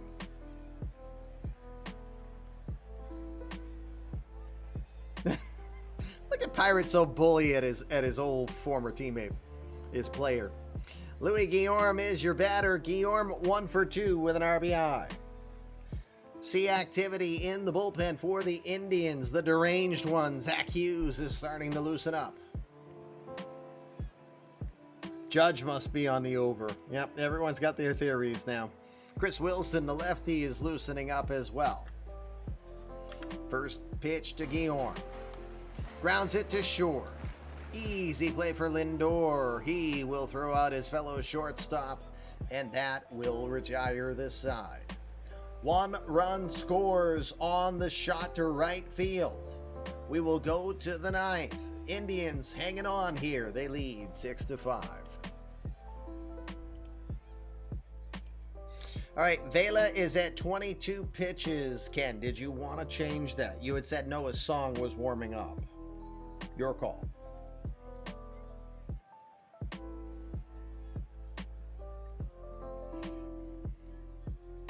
Okay, the song will be put in. Noah's song, the 29-year-old from Claremont, California, will come in. 5th pitcher on the night for the Twins. Makes his 52nd appearance on the year. He's 10-6 with a 4.21 ERA and 8 saves to his credit. He's got 24 decisions in his situation this season. 68 1/3 innings of work. He's given up 56 hits, 32 earned runs allowed, 9 home runs this season. He's walked 31 and struck out 78. Throws a mid-90s, mid-upper 90s fastball, works a curveball, and a changeup into the equation. 4 season in the majors for him. Former first round pick 13th overall in 2019 out of Navy. He's a midshipman, I tell ya. Top of the order for the Tribe. Farrell, Lindor, Judge are due up.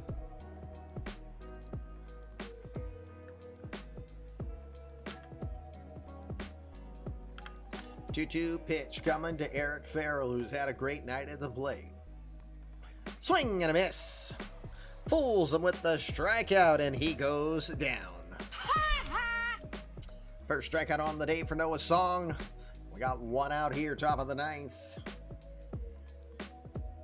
And Francisco Lindor is your batter.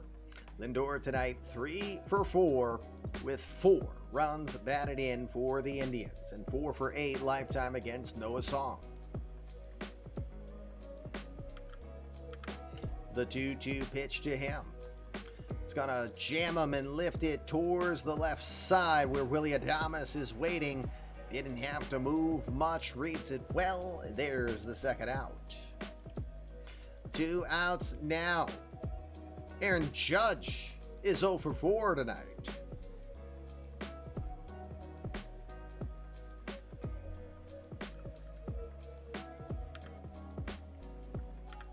The 1-1 delivery. To center field, very well struck. Robles is going back, but this one is as gone can be. Moonshot. Aaron Judge.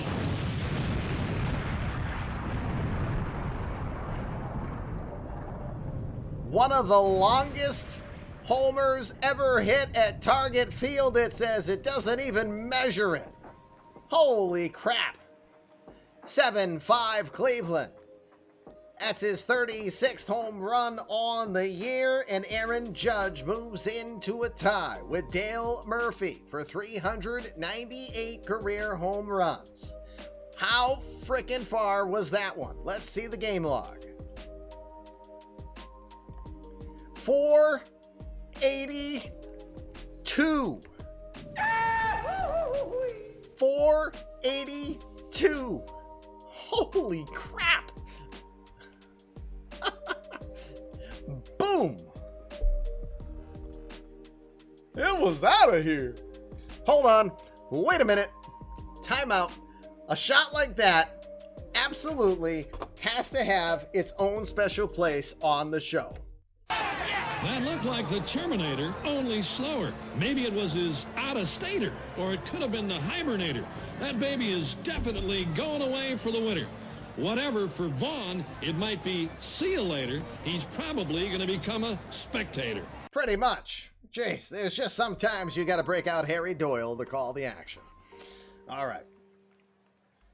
2 outs. Aaron Judge had a ball that hasn't even landed yet. Watch out, it might break through one of your glass windows tonight.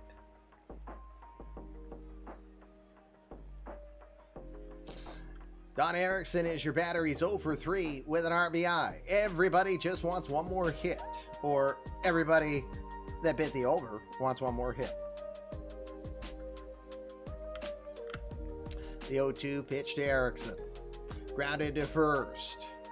Covered by Casas. Song will cover at first, make the play, and the side is retired.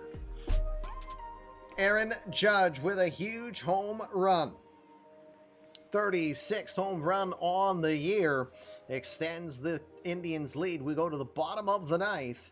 It's 7-5 Cleveland.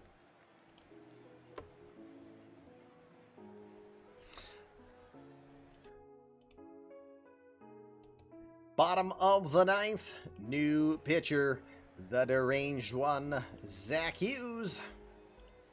The 27-year-old from San Diego, California. The very personable Hughes makes his 47th appearance on the year. He is 10-7 with a 2.98 ERA, 12 saves to his credit. 51 1/3 total innings of work this year. He's given up 43 hits, 17 earned runs. He's allowed 4 homers. He has walked 27 and struck out 66 this season. Throws upper 90s, touches 100 comfortably with the fastball, works the slider and the changeup. 3rd season in the majors for Hughes. Pitched with the Mets prior. Originally a first-round draft pick, 38th overall in a supplemental round out of TCU by the Mets in 2021. Traded later this during this trading deadline along with Brian Warren, Chris Mockma, and Horace Palmeiro and Jim Thurman. So wait, Hughes was traded with cash in exchange for Warren, Mockma, Horace Palmeiro, 1.0 respectable name. The sidearm slinger, Nick Sandlin, and Jim Thurman. All right, there we go. Hughes is ready. Tony Courtney will be the first to greet him. Oh, hold on. Okay, no, Courtney is still batting. Courtney is 1 for 3 tonight. There is a pinch hitter. It is Trevor Larnach looking like he's loosening up in the on-deck circle.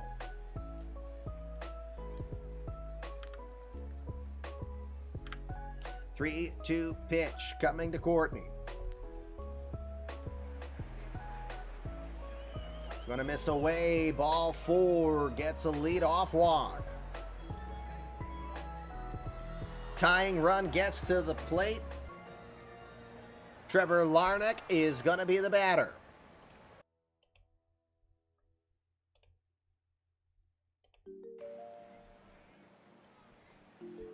Larnach in for Jones. Larnach, the 29-year-old from Concord, California, enters play hitting .241 this year. He's got 13 home runs and 45 RBI. What do I have planned for Turkey Day? I'm going to see the fam, or I'm going to see my parents. I will have more than half of my kids. The others are going to spend Thanksgiving with their other family. I have a future as a line setter for a bookmaker. Maybe. I only have to travel 2 miles because my parents are in town. Unfortunately, my sister lives 1,500 miles away.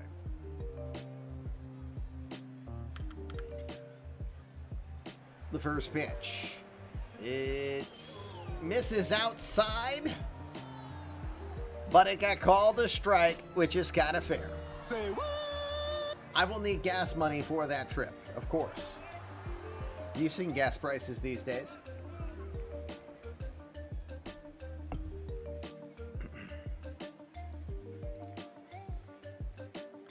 It's not exclamation balls. That's what she said. It's exclamation points, coach. But it's always balls. The 0-1. It misses low. That one didn't get called a strike. It's a ball and a strike. Tony Courtney is at first. Trevor Larnach is now the tying run. Nobody out here. The 1-1. Swings right through the fastball. It's 1 ball, 2 strikes. 96 from the deranged one. Mega balls. Don't you just mean, or you're probably just joking.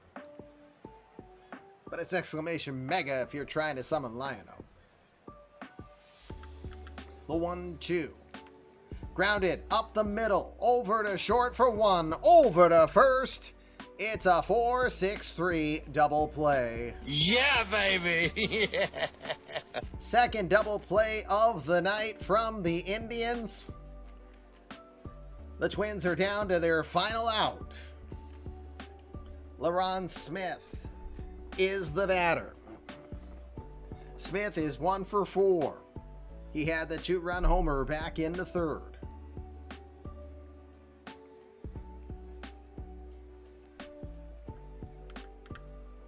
The 0-2 pitch. Grounded over to first. Bobby Gilliam, or excuse me, Ethan Long has it now.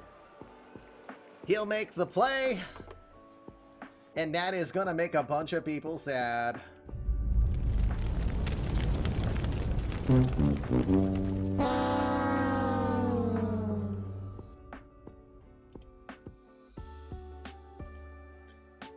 Thanks for playing, though, guys.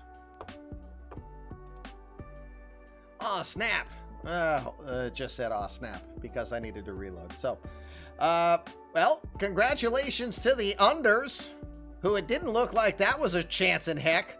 41% of you said the under was the win, and that's exactly what it was. Congratulations to them. You get your hairballs. You win. Unders did survive. Wow. What a survival indeed. Crazy. As soon as Victor Robles had that double that got over Judge's head, when Aaron Judge, of all people, is leaping for something, you know that he didn't play it well. But it was a hit. We got to 20.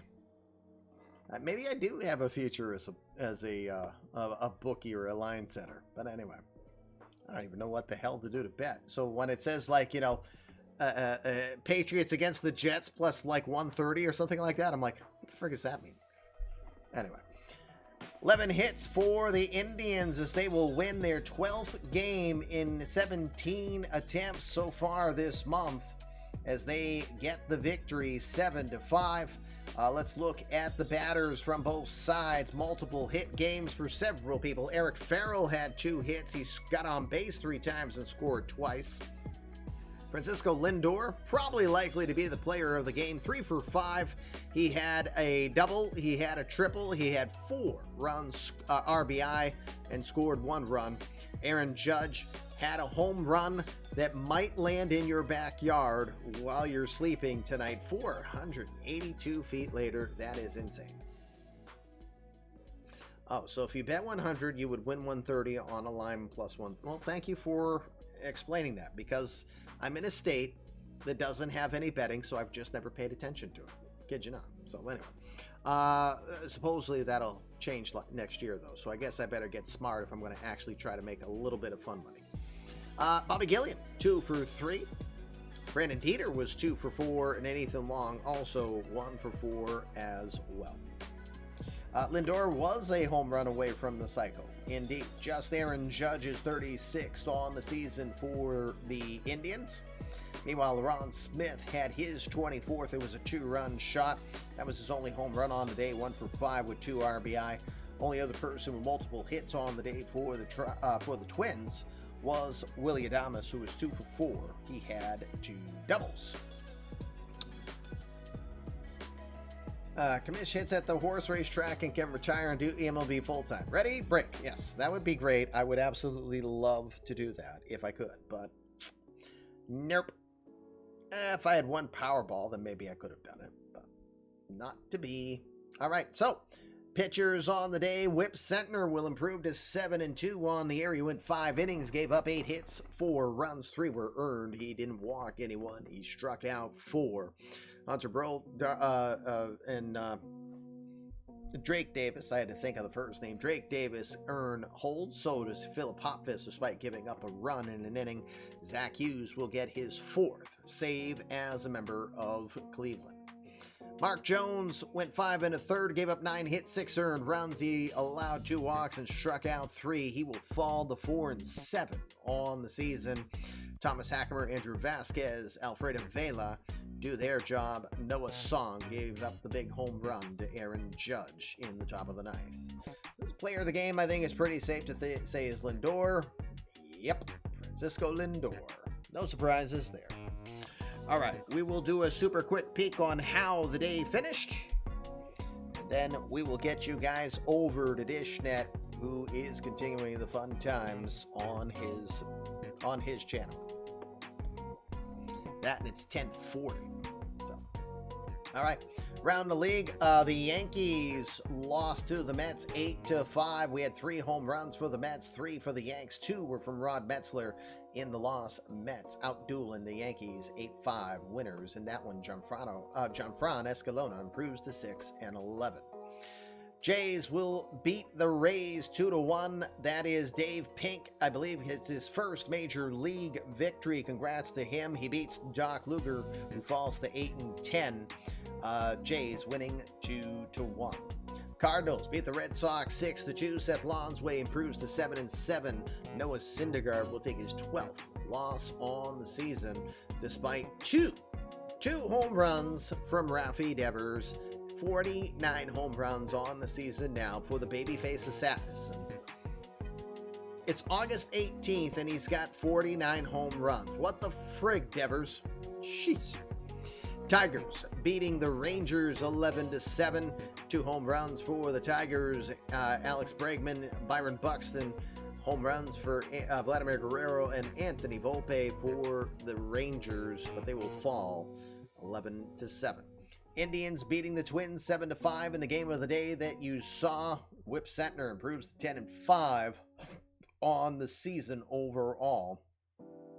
Athletics beating the Royals 4-2. Adbert Alzolay will get the victory. Deshaun Knowles also got his 9th home run on the year. Orioles defeating the Mariners 11-3. Brandon Woodruff continues to pitch well as an Oriole, now 9-8 for the entire season. Justin Fuller falls to 10-9. Astros beating the Diamondbacks by a 9-4 score. 2 home runs. Grayson Rowan, Kyle Tucker going deep. Joey Gallo with 2 home runs in the loss for the D-backs. Nolan Arenado hits his 42nd home run on the year, but the Pirates will fall to the Brewers 8-5 in that one. Walker Buehler will fall to 13-7 on the year. The Nationals will beat Shohei Ohtani and the Angels. Ohtani hits his 39th home run on the year, but it's not enough. Nationals cruise to an 11-4 victory. Is that Ren Narita? No, that's Kaizo Narita. I was going to be like, Ren Narita is not ready yet. Kaizo Narita is, though, 1-1. Shoeless Sean Clisby takes the loss, falls to 12-5 on the year. Reds will beat the Cubs. They were trailing, and they come back scoring 4 after the 5th inning to defeat the Cubs and end their 11-game win streak. 6-4 victory for the Reds. They got home runs from Taylor Trammell and Jose Israel Garcia to help beat the Cubs 6-4. Marlins beating the Giants in extra innings 7-6. Luke Leto, former number 1 overall pick, gets his 3rd home run on the season to defeat the G-Men. The Braves will beat the Rockies 11-3. Max Fried improves to 5-12 on the year. Home runs from Freddie Freeman, Ozzie Albies, and Jacques Landry in that one. The White Sox will beat the Dodgers in today's game from 6-5. Dodgers had won 9 of 10 prior to this one. Home runs from Nate Lewis, his 35th. Adley Rutschman, Joey Best. The Dill Bomber, Charlie Dillard, hits his 38th. So he definitely is living up to his 1.0 doppelganger. Myron Catalina also with his 13th home run on the season. Final score on the day, the Phillies beating the Padres by a 5-0 score. Bryce Harper, Bobby gets his 11th home run on the season. Harper his 34th. Andrew Hunter, the Leviathan, does he get the complete game shutout? No, he doesn't. He goes 5 2/3, allows 3 hits, 1 walk, striking out 6. 1.46 ERA now for the Leviathan, who improves to 2-0 on the year. Congrats to him.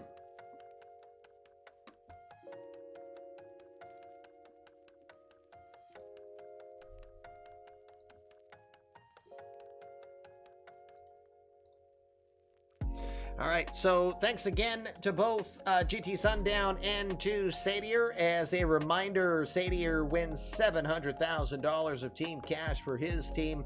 Twins will get $300,000. The amounts double after the trading deadline because we want to tell the story, and sometimes you just have to put a little extra in to encourage people that it's worth doing. So I'm going to call it right there because I've got to get some work done in the background, advance the file, and get the file out to you guys as soon as possible. We are going to send you over to DishNet tonight, who is continuing. I think he is trying to beat Yuka in the future. Yeah, making a Detroit Tigers team to beat Yuka. So we will go raid him. Remember, no Thursday stream. Happy Thanksgiving to all of you. We will be back on Sunday. We're not sure if it's coffee with. In fact, let me try to confirm that right now. Give me a sec.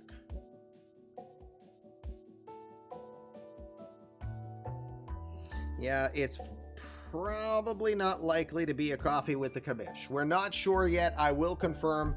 He's got one game right in the middle, and then he's got a middle school game at 7:40 at night. So it won't be an evening cocktails with the Kabish.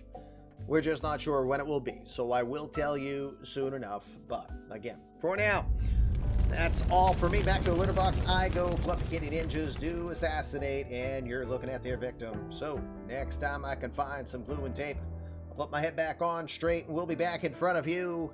Sunday is when we'll be back.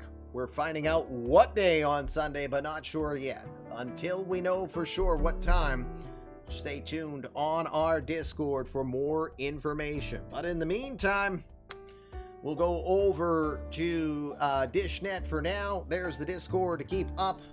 We will hope to see you guys again soon. And guys, you've made it an amazing day. All the generosity.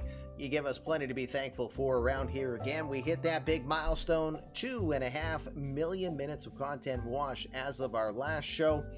I don't think we're going to get to 3 million before the year is done, but you guys have just made this a mind-boggling year on what we've done. We appreciate it.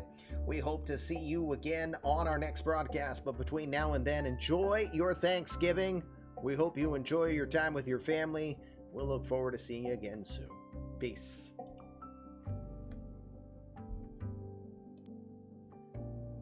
That's what...